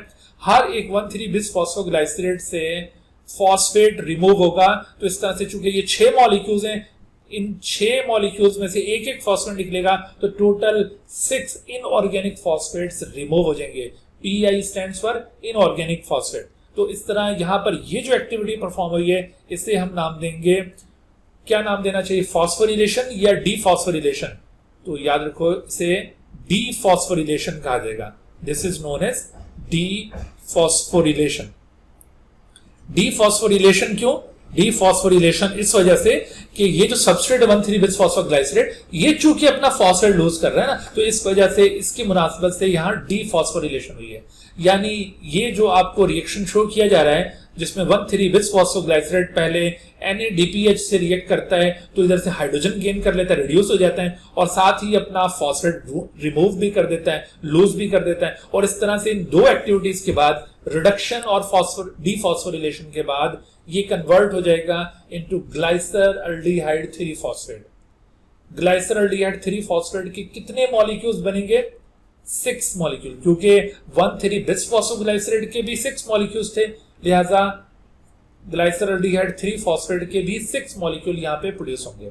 तो इस तरह से ये रिएक्शन यहाँ पे आके कंप्लीट होता है। तो ये देखो, अगर आपसे यहाँ सवाल पूछा जाए कि during the conversion of 1,3 बिसफॉस्फोग्लाइसरेट into glyceraldehyde 3 phosphate during Calvin cycle, which of the following occurs? Reduction या dephosphorylation या both of them? तो actually both of them occurs. Actually both of them occurs. और अब आप देखो कि ये जो ग्लाइसरल्डिहाइड 3 फॉस्फेट है G3P, इसके जो 6 मॉलिक्यूल्स यहां पर प्रोड्यूस हुए हैं, तो इन 6 मॉलिक्यूल्स में से एक मॉलिक्यूल ये आउट हो जाएगा साइकिल से, और बाकी के 5 मॉलिक्यूल आगे चले जाएंगे। ये आप देख रहे हैं कि 5 मॉलिक्यूल ग्लाइसरल्डिहाइड 3 फॉस्फेट के ये नेक्स्ट फेज में दाखिल हो रहे हैं, और जबकि इनमें से एक मॉलिक्यूल G3P का ये आउट हो गया है, और यही साइकिल से आउट होने वाला मॉलिक्यूल दरअसल output of the Calvin cycle कहलाएगा। और ये यहां तक की जो एक्टिविटी थी, ये 3 फॉस्फोग्लाइसरेट के बाद से लेकर और ये 6 molecules of glyceraldehyde 3 phosphate produce होने तक की एक्टिविटी, इसे क्या कहते हैं? This is known as reduction. ये रिडक्शन फेज है। ये जो second phase of Calvin cycle था, रिडक्शन फेज, वो ये फेज है। देखो, जैसे अभी हमने जिक्र किया ना कि कार्बन फिक्सेशन, इसकी एंड प्रोडक्ट्स क्या थी, तो हमने यहां पर नोट किया था कि 6 molecules of 3 phosphoglycerates are the end products of carbon fixation. बिल्कुल इसी तरह से यहां पर यह सवाल भी बनता है कि what are the end products of reduction phase of Calvin cycle. देखो, reduction phase of Calvin cycle की एंड प्रोडक्ट्स हैं 6 मॉलिक्यूल्स ऑफ G3P या 5 मॉलिक्यूल्स ऑफ G3P या 1 मॉलिक्यूल ऑफ G3P। तो क्या होगा? तो याद रखो बच्चों कि ये जो 6 मॉलिक्यूल्स ऑफ G3P हैं, these are supposed to be end products of the reduction phase. अब इन एंड प्रोडक्ट्स में से जो रिडक्शन फेज में हासिल हुई हैं, 1 out of these 6 is removed from the cycle, which is act as output of the cycle, and remaining 5 take part in the next phase, जिसमें अभी आप देखेंगे कि ये जो CO2 एक्सेप्टर मॉलिक्यूल है, it will be regenerated। ठीक है, तो यहां पर ये 6 मॉलिक्यूल्स ऑफ ग्लाइसरल्डिहाइड 3 फॉस्फेट, इनको आपने as product of reduction phase consider करना है। लेकिन आउटपुट ऑफ केल्विन साइकिल वो 6 मॉलिक्यूल्स ऑफ G3P नहीं होंगे, वो 1 मॉलिक्यूल ऑफ G3P है। लेकिन अगर पूछा जाए कि how many molecules of G3P take part in the regeneration of CO2 acceptor, तो वो फिर 5 मॉलिक्यूल्स ऑफ G3P होंगे। तो इस तरह मुख्तलिफ सवालात में मुख्तलिफ आंसर दिए जा सकते हैं, एक ही चीज को आपने यूं रट नहीं लेना। अच्छा, यहां पर एक और बड़ी इंटरेस्टिंग चीज आपके सामने आ रही है। आप देखो कि जब ये 3 फॉस्फोग्लाइसरेट अल्टीमेटली ग्लाइसरल्डिहाइड 3 फॉस्फेट में कन्वर्ट होता है, तो कितनी केमिकल एक्टिविटीज यहां पर परफॉर्म होती हैं। तो आपने नोट किया यहां पर 3 केमिकल एक्टिविटीज परफॉर्म हो रही है। कौन कौन सी? Phosphorylation, reduction and then dephosphorylation. But the phase in which 3-phosphoglycerate is converted into glyceraldehyde 3-phosphate is known as reduction phase। तो सवाल ये पैदा होता है कि केल्विन साइकिल का जो ये फेज है इसको रिडक्शन फेज का नाम किस बुनियाद पे दिया, हालांकि यहां पर 3 केमिकल एक्टिविटीज आपने मुलाहिजा की, phosphorylation, reduction and dephosphorylation, but why this phase is called reduction phase? तो बच्चों इसमें आपने ये रीजन याद रखना है कि एक्चुअली ड्यूरिंग दिस फेज ये जो फॉस्फोरिलेशन और डीफॉस्फोरिलेशन है ये एक दूसरे को निगेट कर देंगी, एक दूसरे को कैंसिल आउट कर देंगी। क्यों? क्योंकि देखो जैसे ये यहाँ पर फॉस्फेट ऐड हुआ और फिर फॉस्फेट निकल गया, तो आप ये अज्यूम करेंगे जैसे फॉस्फेट आया ही नहीं था। तो अगर हम ये अज्यूम कर लेंगे फॉस्फेट अगर आया ही नहीं था तो फिर इधर बीच में क्या चीज रह गई, फिर इस बीच में सिर्फ रिडक्शन फेज रह गया। तो इस वजह से the phase is known as reduction phase. जैसे यहां पर सवाल अगर पूछा जाए कि during conversion of 3-phosphoglycerate into glyceraldehyde 3-phosphate which of the following chemical activities occurs, तो उसमें तो आपने ये तीनों को पिक करना कि ये तीनों होती हैं, लेकिन which of the following term is used for the conversion of 3-phosphoglycerate into glyceraldehyde 3-phosphate during Calvin cycle? तो इस कन्वर्जन के लिए कौन सी टर्म आप यूज करेंगे? फिर आपने ये नहीं कहना कि ये तीनों टर्म्स यूज करेंगे, बल्कि अब यहाँ पर आपने रिडक्शन फेज को पिक करना है।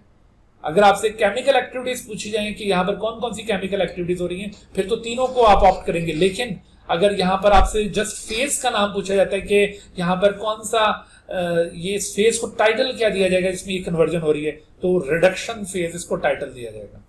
ठीक है भाई, ये बात यहाँ पर क्लियर हो गई। यहाँ पर भी बच्चों जैसे अभी मैंने सवालात आपसे ऊपर पूछे थे कि जैसे ये 1 और 3 ये किस बात को इंडिकेट कर रहे हैं, जैसे यहाँ पर 3 फॉस्फेट की पोजीशन को इंडिकेट करा था, तो similarly 1 and 3 indicates the position of phosphates. इसी तरह यहाँ पर ये बिस पीजीए या बिस फॉस्फोग्लाइसरेट का नंबर ऑफ कार्बन एटम पूछा जा सकता है, जाहिर है 3 है। फिर ग्लाइसरल्डिहाइड 3-phosphate का नंबर ऑफ कार्बन एटम पूछा जा सकता है, 3 है। और फिर इसी तरह से आपसे glyceraldehyde 3-phosphate number of phosphate groups पूछे जा सकते हैं, तो हर एक मॉलिक्यूल में एक एक फॉस्फेट ग्रुप है। तो इस तरह के सवालात यहां से अराइज होते हैं। ठीक है भाई, तो ये second phase of Calvin cycle यहाँ कंप्लीट होता है। एक मॉलिक्यूल आउटपुट के तौर पर बाहर निकल गया और बाकी के 5 मॉलिक्यूल नेक्स्ट फेज में दाखिल हो गए, and the next phase is known as regeneration of CO2 acceptor। and what is that CO2 acceptor? अभी मैंने आपको बताया था कि that CO2 acceptor is ribulose 1,5-bisphosphate या इसको कॉमनली RUBP कहा जाता है। अब ये जो नेक्स्ट फेज है रीजनरेशन ऑफ CO2 acceptor, इसमें देखो क्या होगा। इसमें ये जो 5 मॉलिक्यूल्स हैं ग्लाइसरल्डिहाइड 3-phosphate के, अगर मैं आपसे यहाँ पर एक सवाल पूछूं कि ये जो 5 मॉलिक्यूल्स हैं ग्लाइसरल्डिहाइड 3-phosphate के, जिसमें ये देखिए आप ये 1 2 3 3 कार्बन एटम्स हैं, तो एक मॉलिक्यूल में 3 कार्बन एटम्स हैं, लेकिन आपसे सवाल ये है कि in the stock of 5 molecules of G3P which enter into the regeneration of CO2 acceptor phase of Calvin cycle, how many total carbon atoms are present? ठीक है, इन 5 मॉलिक्यूल्स के स्टॉक में टोटल कार्बन एटम्स की तादाद कितनी है? बहुत ही आसान क्वेश्चन है। देखो भाई, अगर एक मॉलिक्यूल में 3 कार्बन एटम है तो इन 5 मॉलिक्यूल्स में कितने होंगे? तो 3 5 द 15, तो 15 कार्बन एटम्स यहाँ पे मौजूद हैं। अच्छा, अब ये जो 15 कार्बन एटम्स पर मुश्तमिल ये एक पूरा कलेक्शन है 5 मॉलिक्यूल्स का, जिनको हमने G3P कहा है, यहाँ पर इनकी होगी रीअरेंजमेंट। असल में केल्विन साइकिल का ये जो फेज होता है ना, ये बड़ा ही कॉम्प्लेक्स फेज है। ठीक है, जो बच्चे BSc करते हैं आगे प्लांट साइंसेस के अंदर, तो वो बच्चे ये केल्विन साइकिल को बहुत डिटेल के साथ पढ़ते हैं, तो वो फिर ये आखिरी फेज भी बहुत डिटेल के साथ अंडरस्टैंड करते हैं। तो यहाँ पर वो डिटेल स्किप कर दिए, यहाँ बहुत सिंपल अल्फाज में ये बताया गया है कि these 5 molecules of G3P are rearranged into 3 molecules of ribulose 5-phosphate। ठीक है, 5 molecules of G3P are rearranged into 3 molecules of ribulose 5-phosphate। आप देख रहे हैं कि ये जो ग्लाइसरल्डिहाइड 3-phosphate का स्ट्रक्चर आपको दिखा है, हाइपोथेटिकल स्ट्रक्चर, उसमें आपको 3 कार्बन एटम्स यहाँ पे दिखाए, बट ये जो आपको राइबुलोज 5-phosphate का स्ट्रक्चर दिखाया है उसमें आपको 1 2 3 4 और ये 5 कार्बन एटम्स दिखाए गए। तो राइबुलोज ये 5 कार्बन शुगर है, अभी आपको ऊपर बताया था ये 5 कार्बन शुगर है, और ये 5 कार्बन शुगर ये फॉस्फोरिलेटेड शुगर है। इसके 5वें कार्बन के ऊपर ये जो राइबुलोज 5 फॉस्फेट में 5 का डिजिट है, ये किस बात को इंडिकेट कर रहा है? पोजीशन ऑफ फॉस्फेट को। तो इसके 5वें कार्बन के ऊपर फॉस्फेट ग्रुप अटैच्ड है। तो इस तरह से आप देखिए कि ये 5 मॉलिक्यूल्स ऑफ G3P जो कि 3 कार्बन कंपाउंड से, now they are rearranged into 3 molecules of ribulose 5 phosphate जो कि 5 कार्बन मॉलिक्यूल्स हैं। अंडरस्टैंड? 3 कार्बन मॉलिक्यूल्स का 5 कार्बन मॉलिक्यूल्स में कन्वर्जन हो रहा है, और ड्यूरिंग दिस कन्वर्जन होगा क्या? यहां पर बहुत सारे इंटरमीडिएट्स बनेंगे। During this conversion several intermediates are form. उनके नाम यहां पर नहीं दिए हुए, इस वजह से आपने उनको याद करने के लिए फिक्रमंद नहीं होना, ठीक है। यहां पर ये जो 3 कार्बन मॉलिक्यूल का 5 कार्बन मॉलिक्यूल में कन्वर्जन हो रहा है, इस दौरान में आप देखेंगे यहां पर 4 कार्बन कंपाउंड भी एक इंटरमीडिएट के तौर पर बनेगा। यहां पर आपको 6 कार्बन मॉलिक्यूल भी इंटरमीडिएट के तौर पर मिलेगा। यहां पर 7 कार्बन मॉलिक्यूल भी इंटरमीडिएट के तौर पर मिलेगा, और इसी तरह से यहां पर 9 कार्बन मॉलिक्यूल भी एज एन इंटरमीडिएट यहां पे मिलता है। तो और इवन 10 कार्बन। तो ये जो 9 और 10 कार्बन है ये तो वो अनस्टेबल होते हैं, जबकि ये जो 4 कार्बन, 6 कार्बन और 7 कार्बन मॉलिक्यूल्स हैं ये स्टेबल मॉलिक्यूल्स हैं। ये यहाँ पर दरमियान में प्रोड्यूस होते हैं एज एन इंटरमीडिएट, और उसके बाद फिर ये आगे चेंज हो जाएंगे, बट अल्टीमेट जो प्रोडक्ट बनेगी वो ये 3 मॉलिक्यूल्स हैं राइबुलोज 5 फॉस्फेट के। ठीक होगी बात? तो ये रीअरेंजमेंट हुई है इनकी, और उसके बाद फिर ये राइबुलोज 5 फॉस्फेट बन गया। अब ये जो राइबुलोज 5 फॉस्फेट मॉलिक्यूल है, now this ribulose 5 phosphate is phosphorylated again. इसकी अब होगी फॉस्फोरिलेशन। कैसे?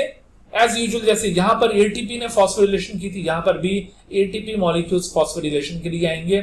3 एटीपी मॉलिक्यूल्स यहां पर एक एक फॉस्फेट ऐड करेंगे। ऑलरेडी राइबुलोज 5 फॉस्फेट के पास एक फॉस्फेट है जो कि पोजीशन नंबर 5 के ऊपर है, और अब ये एटीपी से एक और फॉस्फेट राइबुलोज को मिल जाएगा। तो इस तरह से एटीपी अपना फॉस्फेट लूज करके एडीपी में चेंज हो जाएगा, जबकि फॉस्फेट लेने के बाद ribulose 5 phosphate ribulose 1,5 bis phosphate में तब्दील हो जाएगा, और ये राइबुलोज 1,5 बिस फॉस्फेट में एक फॉस्फेट कार्बन 1 पर होगा और दूसरा फॉस्फेट कार्बन 5 के ऊपर मौजूद होगा। इस तरह से ये जो CO2 एक्सेप्टर मॉलिक्यूल था वो रीजनरेट हो जाएगा। तो अब बताइए कि ये जो रिएक्शन था, ये इससे पहले तो हम इसको तो रीअरेंजमेंट कह रहे थे ना, जबकि इस रिएक्शन को क्या टाइटल दिया जा सकता है? क्या इसको फॉस्फोरिलेशन कहना चाहिए, या इसको डीफॉस्फोरिलेशन कहना चाहिए, या इसको ऑक्सीडेशन कहना चाहिए, या फिर इसको रिडक्शन कहना चाहिए? सोचिए इस रिएक्शन को in which ribulose 5 phosphate is change into ribulose 1,5 bis phosphate, इसे क्या कहना चाहिए? So this is actually phosphorylation. क्यों फॉस्फोरिलेशन? क्यों भाई? मैंने अभी आपको ये ब्रीफ किया था कि हम हमेशा रिएक्शन को टाइटल देंगे सबस्ट्रेट की मुनासबत से। देखो इस वक्त राइबुलोज 5 फॉस्फेट सबस्ट्रेट है और राइबुलोज 1,5 बिस फॉस्फेट प्रोडक्ट है। तो सबस्ट्रेट के साथ क्या हो रहा है, और जबकि ये जो एटीपी ये कोएंजाइम है, तो सबस्ट्रेट के साथ एक्चुअली क्या हो रहा है? सबस्ट्रेट में फॉस्फेट का एडिशन हो रहा है, therefore this reaction is phosphorylation. हालांकि अगर हम एटीपी के पॉइंट ऑफ व्यू से देखें तो एटीपी ने तो अपना फॉस्फेट लूज कर दिया, उसकी बेचारे की तो डीफॉस्फोरिलेशन हुई है, लेकिन डीफॉस्फोरिलेशन का यहाँ पर कोई नामो निशान नहीं है। उस बात को हम यहाँ पर रिपोर्ट नहीं करेंगे। हाँ, अलबत्ता अगर आपसे स्पेसिफिकली यहाँ पर यह पूछा जाए कि which of the following title या which of the following term can be used for the conversion of ATP into ADP, तो उसमें तो आप कह सकते हैं कि डीफॉस्फोरिलेशन। लेकिन अगर ये इस रिएक्शन की मुनासबत से सवाल पूछा जाए कि राइबुलोज 5 फॉस्फेट का राइबुलोज 1,5 बिस फॉस्फेट में जो कन्वर्जन है उसके लिए क्या टाइटल आप देंगे, तो वो फॉस्फोरिलेशन टाइटल होगा। ठीक है, इसके बाद फिर आखिरकार ये जो कार्बन डाइऑक्साइड एक्सेप्टर मॉलिक्यूल्स ये रीजनरेट हो गए और फिर दोबारा से ये केल्विन साइकिल आगे प्रोसीड होगी। तो यहां पर भी बच्चों आपको ये राइबुलोज 1,5 बिस फॉस्फेट और राइबुलोज 5 फॉस्फेट, इनके नंबर ऑफ कार्बन एटम्स, इनके पोजीशन ऑफ फॉस्फेट, इनके नंबर ऑफ फॉस्फेट्स का पता हो। इसके अलावा देखो आप ये जो केल्विन साइकिल है इसमें जितने भी इंटरमीडिएट मॉलिक्यूल्स आपने देखे, इन मॉलिक्यूल्स के नेम पता हो। बाज़ औक़ात यहाँ पर एक MCQ ऐसा बनाया जाता है जिसमें इन मॉलिक्यूल्स के नाम दिए हुए होते हैं और उसका प्रॉपर सीक्वेंस आपसे पूछा जाता है कि केल्विन साइकिल में ये मॉलिक्यूल किस सीक्वेंस में आएंगे, तो आपको ये पता होना चाहिए कि 3-फॉस्फोग्लाइसराइड पहले और 1,3-बिस फॉस्फोग्लाइसराइड उसके बाद, और फिर G3P यानी ग्लाइसरल्डिहाइड 3-फॉस्फेट उसके बाद है, फिर ये है, फिर ये, तो ये सीक्वेंस आपको जरूर पता होना चाहिए। फिर इसी तरह से हर एक मॉलिक्यूल का उस पर्टिकुलर फेज के साथ उसका लिंक भी आपको पता हो, हर एक फेज की प्रोडक्ट्स आपको पता हो, जैसे रीजनरेशन ऑफ CO2 एक्सेप्टर की प्रोडक्ट्स क्या हैं, जाहिर है कि 3 मॉलिक्यूल्स ऑफ राइबोरोज 1,5-बिस फॉस्फेट ये इसकी प्रोडक्ट्स होंगी। तो इस तरह से करके ये केल्विन साइकिल के मुतालिक आपसे सवालात हो सकते हैं, इसको बहुत अच्छी तरह से याद रखो। और ये भी याद रहना चाहिए कि ये कहां पर परफॉर्म हो रहा है, it occurs in the stroma of the chloroplast. ठीक होगी बात? अच्छा जी, तो उसके बाद देखिए कि केल्विन साइकिल ये तो यहां पर कंप्लीट हो जाता है। मैंने अभी आपसे अर्ज किया था ये शुरू में लेक्चर के स्टार्ट में कि डार्क रिएक्शन या लाइट इंडिपेंडेंट फेज ये दो डिफरेंट वे में परफॉर्म हो रहा है। एक तो ये तरीका था कि सिर्फ केल्विन साइकिल परफॉर्म हो, और ये प्लांट कौन से होते हैं, these plants are C3 plants. लेकिन दूसरी तरफ एक और ग्रुप है प्लांट्स का जिनको C4 प्लांट्स कहते हैं, जहां पर केल्विन साइकिल के अलावा एक और भी मेटाबॉलिक पाथवे, और वो मेटाबॉलिक पाथवे हैच-स्लेग साइकिल कहलाता है। तो अब हम हैच-स्लेग साइकिल के बारे में देखेंगे कि वो हैच-स्लेग साइकिल C4 पाथवे कहलाता है और वो कहां पर परफॉर्म होता है, कौन से प्लांट्स के अंदर परफॉर्म होता है। लेकिन उससे पहले ये कुछ MCQs की हम यहाँ पर एक्सरसाइज कर लेते हैं ताकि जो कॉन्सेप्ट अभी तक हमने लर्न किए उनको अच्छी तरह से ग्रेस्प कर सकें। देखो, सबसे पहले आपसे यहाँ पर पूछा गया है कि the splitting of carbon dioxide, जरा गौर से, the splitting of carbon dioxide to form oxygen gas and the carbon compound during occurs during, तो ये कब होता है, ये कार्बन डाइऑक्साइड का टूटना, उससे ऑक्सीजन का निकलना और कार्बन कंपाउंड्स का बनना, ये कब होता है? ये ड्यूरिंग फोटोसिंथेसिस होता है, या ये ड्यूरिंग रेस्पिरेशन होता है, या ये दोनों के दौरान होता है, या नाइदर फोटोसिंथेसिस नॉर रेस्पिरेशन, या ये फिर फोटो रेस्पिरेशन के दौरान होता है? तो बेटा ये बात याद रखो कि ये जो splitting of carbon dioxide to form oxygen gas, ये कहीं नहीं होता। हमेशा ऑक्सीजन गैस लिबरेट होती है कहां से, वाटर से। वाटर स्प्लिट करता तो ऑक्सीजन गैस लिबरेट होती है, ये कार्बन डाइऑक्साइड के टूटने से ऑक्सीजन गैस लिबरेट नहीं होती। लिहाजा ना ही फोटोसिंथेसिस, ना ही रेस्पिरेशन, ना ही फोटो रेस्पिरेशन। तो आंसर क्या फिट आएगा यहाँ पर, neither photosynthesis nor respiration is the right answer. ठीक है जी, तो ये आंसर बन रहा है यहाँ पर। नेक्स्ट क्वेश्चन आप देखिए कि what is primary function of the Calvin cycle. ये पर्पस क्या है भाई, केल्विन साइकिल होती क्यों है, इसका प्राइमरी फंक्शन क्या है? तो यहां पर आपने ये याद रखना है कि use ATP to release carbon dioxide, ये इसका प्राइमरी फंक्शन है, या use NADPH to release carbon dioxide. NADPH को यूज करके कार्बन डाइऑक्साइड को रिलीज, कार्बन डाइऑक्साइड तो भाई रिलीज होती नहीं है, इस वजह से ना A होगा ना B होगा, इसको तो इग्नोर कर दें। क्या केल्विन साइकिल में split water and release oxygen, ये तो लाइट रिएक्शन की एक्टिविटी है, इसका मतलब है कि C भी नहीं होना चाहिए। Transport RuBP out of the chloroplast, क्या ये काम है इसका?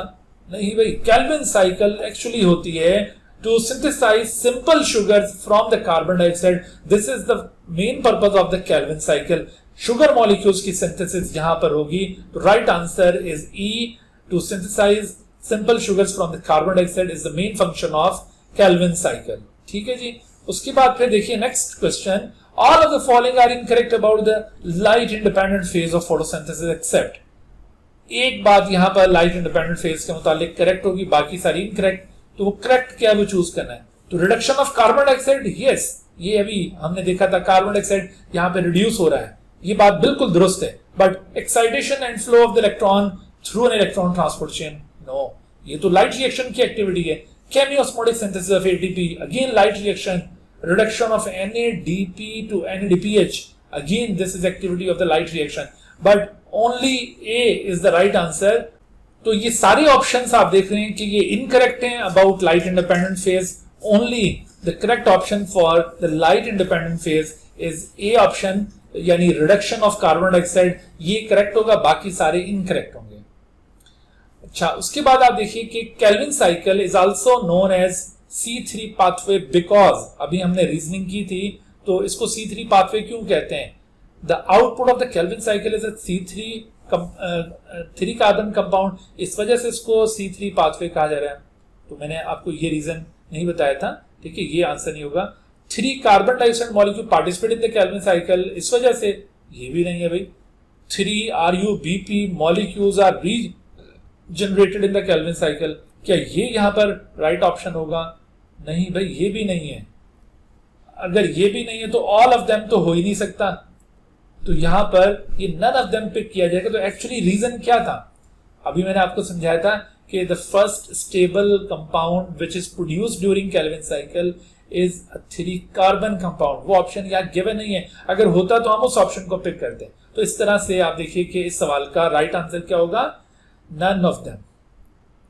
अच्छा, उसके बाद फिर नेक्स्ट देखिए कि which of the following is are end products of the carbon fixation step. Carbon fixation step के एंड प्रोडक्ट्स क्या है? अ मॉलिक्यूल ऑफ 3 फॉस्फोग्लाइसरेट, या फिर 6 मॉलिक्यूल्स ऑफ 3 फॉस्फोग्लाइसरेट, या फिर 1 मॉलिक्यूल ऑफ ग्लाइसरॉल्डिहाइड। भाई कार्बन फिक्सेशन में तो अभी ग्लाइसरॉल्डिहाइड प्रोड्यूस ही नहीं हुआ था, इस वजह से C, D और E को आप इग्नोर कर देंगे। तो right answer should be the 6 molecules of 3 phosphoglycerate, ये इसकी एंड प्रोडक्ट्स हैं कार्बन फिक्सेशन की। तो right answer is the B. अच्छा, इसी तरह से अगर ये सवाल पूछा जाए कि which of the following is या are the output of the Calvin cycle, तो आउटपुट क्या है? तो आउटपुट क्या 6 मॉलिक्यूल्स ऑफ ग्लाइसरॉल्डिहाइड, क्योंकि ये फॉस्फोग्लाइसरेट तो आउटपुट होते नहीं है, इस वजह से ना यहां पर ए होगा ना बी होगा। तो आप 1 मॉलिक्यूल ऑफ ग्लाइसरॉल्डिहाइड इसको आप आउटपुट से सवर करेंगे, या 6 मॉलिक्यूल्स को, या 5 मॉलिक्यूल्स को। तो राइट आंसर क्या है? यह भी हमने डिस्कस किया बड़ी डिटेल के साथ कि right answer should be c, 1 molecule of glyceraldehyde 3 phosphate must be the output of the Calvin cycle. ठीक है भाई। उसके बाद नेक्स्ट क्वेश्चन है कि which of the following is या are the required, which of the following are required to regenerate 3 molecules of carbon dioxide acceptor in Kelvin cycle। तो Kelvin cycle में 3 CO2 acceptor regenerate करने के लिए क्या चाहिए था? तो उसमें ज़ाहिर फॉस्फोग्लाइसरेट नहीं चाहिए, ये इग्नोर कर देंगे हम। ये फॉस्फोग्लाइसरेट नहीं चाहिए तो इन दोनों को इग्नोर कर देंगे। हाँ, अलबत्ता ये ग्लाइसरॉल्डिहाइड 3 फॉस्फेट रिक्वायर्ड है, लेकिन कितने? 1 मॉलिक्यूल या 6 या 5? तो एक्चुअली देयर आर 5 मॉलिक्यूल, लिहाजा यहां पर राइट आंसर ये ई हो जाएगा। तो आप बच्चों देख रहे हैं कि जो बातें अभी हमने लर्न की हैं उसी से रेलेवेंट ये क्वेश्चन हैं, ताकि वो बातें बिल्कुल पक्की हो जाए और ऐसी ही चीजें आपसे पूछी जानी है। अच्छा, अब ये एक और क्वेश्चन देखिए कि what happens during the conversion of 1,3 bisphosphoglycerate into glyceraldehyde 3 phosphate in Calvin cycle. यहां पर बात हो रही है रिडक्शन फेज की। देखो, रिडक्शन फेज के दौरान ये एक्टिविटी आपने मुलाहिजा की थी। यहां पर आपने केयरफुल रहना है कि ये 1,3 बिसफॉस्फोग्लाइसरेट है जो कि रिडक्शन फेज के दौरान प्रोड्यूस हो चुका था। ये 3 फॉस्फोग्लाइसरेट नहीं जो कि कार्बन फिक्सेशन के एंड पर था। ठीक है, तो 1,3 बिसफॉस्फोग्लाइसरेट से आगे फर्दर जो एक्टिविटी हो रही है वो पिन पॉइंट करना हमने। और 3 ऑप्शन है आपके पास, फॉस्फोरिलेशन, रिडक्शन और डीफॉस्फोरिलेशन। तो एक्चुअली देखो यहाँ पर क्या हो रहा है, यहाँ पर हो सकता है कि बाज़ बच्चे ये समझे कि शायद ये रिडक्शन फेज है, तो हम यहाँ पर रिडक्शन को पिक करें और 2 ओनली को वो यहाँ से पिक कर लें आंसर, तो ये गलत हो जाएगा। ऐसा नहीं है। 1,3 बिसफॉस्फोग्लाइसरेट के दौरान आपको याद था कि रिडक्शन भी हुई थी और रिडक्शन के साथ साथ डीफॉस्फोरिलेशन का इवेंट भी आपने नोट किया था, तो इस वजह से 2 and 3 होना चाहिए। तो 2 and 3 only, this must be the right answer. लेकिन अगर यहां पर इस क्वेश्चन में हम ये 1,3 के बजाय सिर्फ 3 फॉस्फोग्लाइसरेट के मुतालिक पूछें, तो ऐसी सूरत में क्या होगा? ऐसी सूरत में फिर आंसर ये ऑल 1, 2 and 3, क्योंकि 3 फॉस्फोग्लाइसरेट का पहले कन्वर्जन होगा 1,3 बिसफॉस्फोग्लाइसरेट में बाय द फॉस्फोरिलेशन, उसके बाद फिर रिडक्शन होगी और फिर ये डीफॉस्फोरिलेशन, फिर ये वाला आंसर हो जाना था। लेकिन फिलहाल जो आपके सामने क्वेश्चन था उसमें आंसर ई बन रहा है। तो यहाँ पर केयरफुल रहिएगा, इस तरह से वर्डिंग आगे पीछे करके नए क्वेश्चंस बनाए जा सकते हैं। अच्छा, उसके बाद फिर एक और क्वेश्चन आपके सामने कि the second phase of photosynthesis is called light independent phase, यानी डार्क रिएक्शन। ये फोटोसिंथेसिस का सेकंड फेज है ना, because it can take place. अब इसकी रीजनिंग आपने आइडेंटिफाई करनी है कि ये जो डार्क रिएक्शन था इसको लाइट इंडिपेंडेंट फेज क्यों कह रहे हैं? Because it takes place only in the presence of light. इस वजह से इसको लाइट इंडिपेंडेंट कहते हैं। प्रेजेंस में तो होता ही नहीं है भाई, नहीं, प्रेजेंस में तो होता है, लेकिन ये नहीं है कि it only occurs in the presence of light.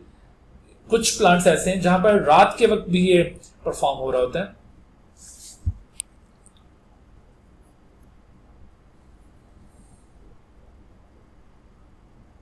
Only in the presence of light, भाई लाइट की प्रेजेंस में तो लाइट इंडिपेंडेंट फेज हो रहा होता है, लेकिन ये only in the presence of light वाली बात यहां पर दुरुस्त नहीं होगी।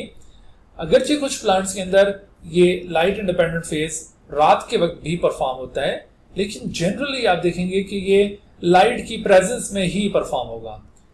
तो बहरहाल अगरचे ये लाइट की प्रेजेंस में परफॉर्म होता है, लेकिन इसके बावजूद इसको लाइट इंडिपेंडेंट फेज कहना ये इस वजह से नहीं है। अच्छा, फिर देखें only in the absence of light.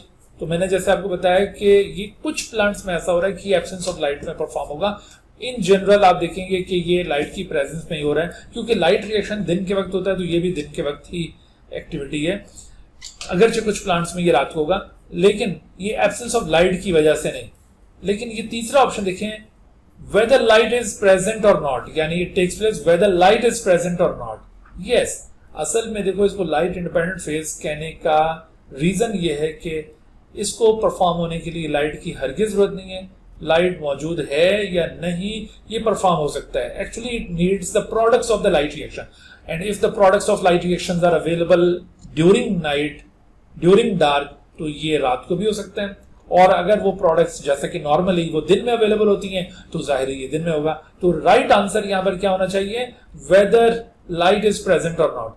और ये ऑप्शन भी गलत होगा कि at the time of dawn and dusk, ये भी दुरुस्त नहीं है। तो right answer is whether light is present और नॉट। इस वजह से इसको लाइट इंडिपेंडेंट फेज कहा जाता है। उसके बाद एक और क्वेश्चन लेते हैं, which of the following acts as reducing agent in the Calvin cycle.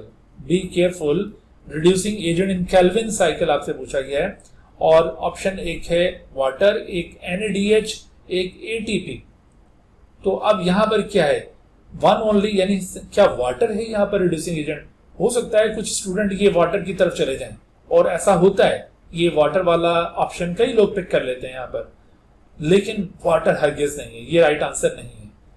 To only, NaDH, यहां पर भी बहुत सारे बच्चे इस ऑप्शन को पिक करते हैं, टू ओनली को। वो क्यों? उनके जहन में होता है कि ये जो रिड्यूसिंग पावर अभी आपको बताई थी, रिड्यूसिंग पावर, तो वो रिड्यूसिंग पावर के चक्कर में वो इसको ऑप्ट कर लेते हैं। और वो रिड्यूसिंग पावर मॉलिक्यूल क्या था, वो था NaDPH, नॉट NaDH। ये जो NaDH मॉलिक्यूल है, ये रिड्यूस्ड मॉलिक्यूल है विच is produced during cellular respiration. Photosynthesis के साथ इसका कोई लेना देना नहीं है। फोटोसिंथेसिस के साथ जो मॉलिक्यूल कंसर्न है वो दरअसल NaDPH है। तो इस वजह से ये reducing power that is NaDPH, उसके चक्कर में बाज बच्चे ये आंसर पिक कर लेते हैं टू ओनली वाला, और वो भी गलती कर बैठते हैं। और बाज बच्चे ये इसको NaDPH समझते हुए और वाटर को भी रिड्यूसिंग एजेंट समझते हुए दोनों को पिक कर लेते हैं, यानी 1 और 2। तो ये वाला आंसर भी कई लोग पिक करते हैं। अच्छा, कई बच्चे समझते हैं कि शायद ATP असल में रिड्यूसिंग एजेंट है, जिनका कॉन्सेप्ट क्लियर नहीं होता, तो वो ATP वाले आंसर को पिक कर लेते हैं, लेकिन वो अगरचे यहाँ पर गिवन नहीं है, लेकिन ATP को जो अज्यूम कर रहे होंगे वो जाहिर है कि ऑल 1, 2 and 3 की तरफ जाएंगे। लेकिन दरअसल आंसर क्या है, दरअसल आंसर ये NaDPH जो कि यहाँ पर गिवन नहीं था, लिहाजा यहाँ पर इस MCQ में जो आंसर बनेगा वो होगा नन ऑफ देम। ठीक है जी, तो ये राइट आंसर है। अच्छा बच्चों, तो अब हम जरा बात करते हैं, जो अभी हमने कहा था डार्क रिएक्शन दो डिफरेंट वे में परफॉर्म होता है, और वो दो डिफरेंट वे क्या है, एक कुछ प्लांट्स के अंदर सिर्फ केल्विन साइकिल की फॉर्म में ये डार्क रिएक्शन होगा, और कुछ प्लांट्स में केल्विन साइकिल के साथ साथ हैच-स्लैक साइकिल, एक और मेटाबॉलिक पाथवे, वो भी परफॉर्म होगा। और जिन प्लांट्स में ये एडिशनल मेटाबॉलिक पाथवे परफॉर्म होता है, दरअसल उन्हीं प्लांट्स को C4 प्लांट्स कहा जाता है, और बाकी प्लांट्स वो C3 प्लांट्स कहलाते हैं। अब ये जो प्लांट्स हैं C4 प्लांट्स, इनमें जो डार्क रिएक्शन के दौरान केल्विन साइकिल के साथ साथ हैच-स्लैक साइकिल परफॉर्म हो रहा है, ये कैसे हो रहा है? असल में देखो यहाँ पर क्या होता है, यहाँ पर ये होता है कि ये यहाँ पर 3 कॉलम्स आपको बना के दिखाएं। इसमें पहला कॉलम जो है ना, इसको हम ये टाइटल दे रहे हैं। फर्स्ट कॉलम का टाइटल क्या है, air in the intercellular space. जो मेसोफिल सेल्स होते हैं उनके दरमियान जो स्पेसेस हैं उनको इंटरसेलुलर स्पेस कहा जाता है। तो इंटरसेलुलर स्पेस के अंदर जो एयर है वो हम यहाँ पर इस कॉलम के अंदर रिप्रेजेंट कर रहे हैं। अच्छा, फिर उसके बाद दूसरा कॉलम हमने दिखाया, ये mesophyll cells of the leaf को इंडिकेट कर रहा है ये कॉलम, यानी जो इवेंट अभी हम ये यहाँ पे शो करेंगे वो दरअसल इंटरसेलुलर स्पेस का इवेंट होगा, और जो इवेंट हम यहाँ पर शो करेंगे वो दरअसल mesophyll cells of the leaf के अंदर वो इवेंट होगा। और इसी तरह से तीसरा यहाँ कॉलम आपको दिखाया है bundle sheath sales of the leaf, तो जो इवेंट हम इस कॉलम में भी दिखाएंगे वो बंडल शीथ सेल्स का इवेंट होगा। बंडल शीथ सेल्स क्या है? असल में देखो, ये जो दो एपिडर्मिस होती है ना, एपिडर्मिस ऑफ द लीफ, इनके दरमियान में मेसोफिल सेल्स मौजूद होते हैं। ऐसे करके ये लंबे लंबे पैलिसेड मेसोफिल्स और ये इस तरह से लूजली पैक्ड, ये हैं दरअसल स्पॉन्जी मेसोफिल। अच्छा, यहीं पर लीफ में आपको वेस्कुलर बंडल भी दिखाई देगा। यूं वेस्कुलर बंडल सेंटर के अंदर एक वेन की शक्ल में मौजूद है और यहाँ ये जाइलम और फ्लोएम। अच्छा, इस वेस्कुलर बंडल के गिर्द, ये है वेस्कुलर बंडल, इस वेस्कुलर बंडल के गिर्द आप ये देख रहे हैं एक लाइनिंग मौजूद है सेल्स की। These cells are called bundle sheath. ये बंडल शीथ सेल्स हैं। तो हमने यहाँ पर ये जो बंडल शीथ सेल्स का कहा है ना, वो दरअसल ये है। यहाँ पर एक बात आपने याद रखनी है कि बंडल शीथ सेल्स ये इंटरसेलुलर स्पेस के साथ डायरेक्टली कम्युनिकेट नहीं करते, ठीक है। Bundle sheath cells are embedded into the leaf mesophyll sales.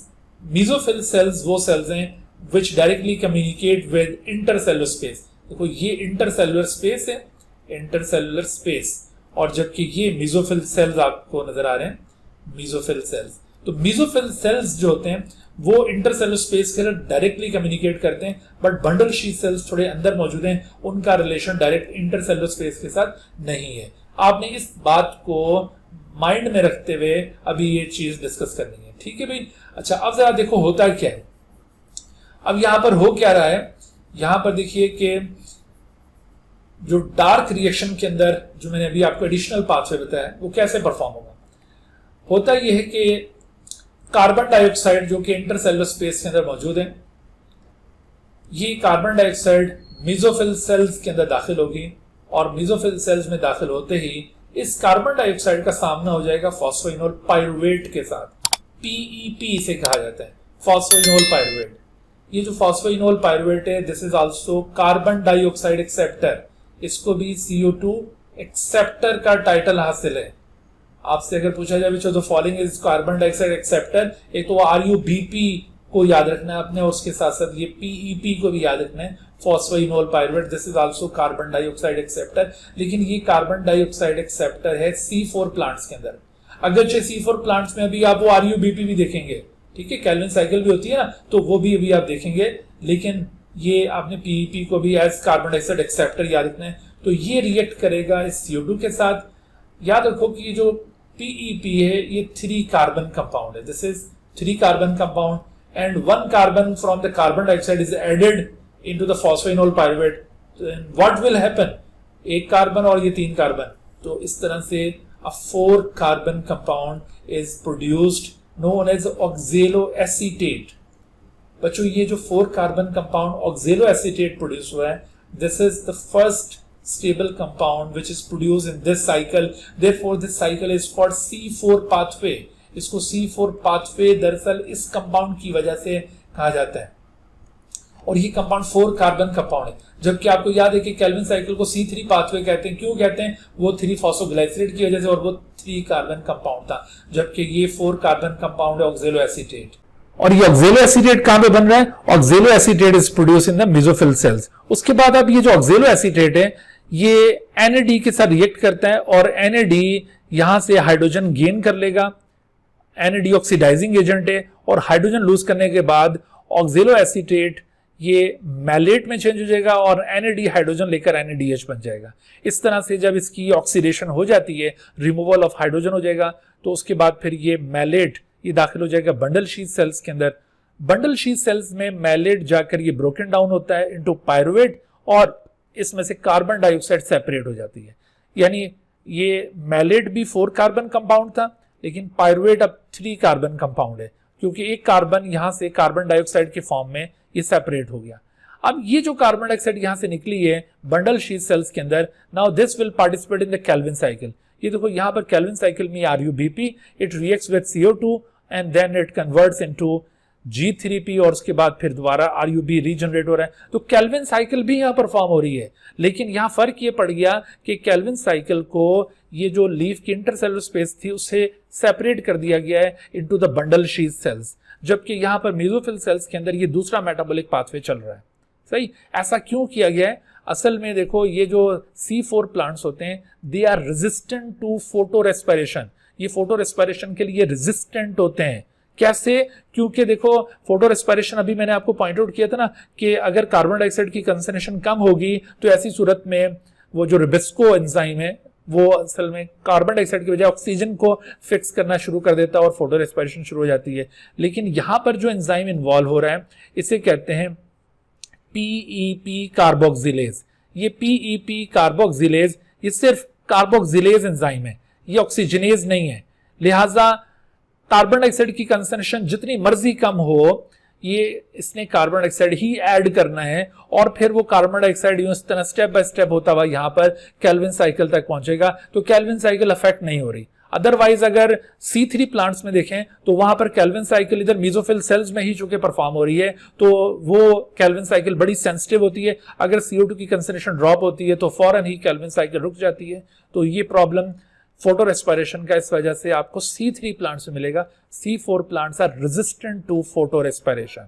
Okay, अच्छा अब ये देखिए कि ये जो पायरुवेट मॉलिक्यूल्स हैं, पायरुवेट मॉलिक्यूल्स इससे पहले आप देखिए G3P ये एज यूजुअल ग्लूकोज में फिर कन्वर्ट होता है और ग्लूकोज से फिर सुक्रोज बनेगा और ये सुक्रोज यहां से ट्रांसपोर्ट हो जाएगा। लेकिन दूसरी तरफ अब ये जो पायरुवेट था, नाउ पायरुवेट ये यहां से निकलकर वापस आएगा मेसोफिल सेल्स में और मेसोफिल सेल्स में इसकी वापस कन्वर्जन हो जाएगी फॉस्फोइनोल पायरुवेट के अंदर। वो कैसे कि इसके अंदर फॉस्फेट ऐड होगा बाय मींस ऑफ ATP और इस तरह से ATP अपना फॉस्फेट लूज करके ADP में चेंज हो जाता है और पायरुवेट फॉस्फेट ग्रुप लेकर दोबारा फॉस्फोइनोल पायरुवेट में कन्वर्ट हो जाता है।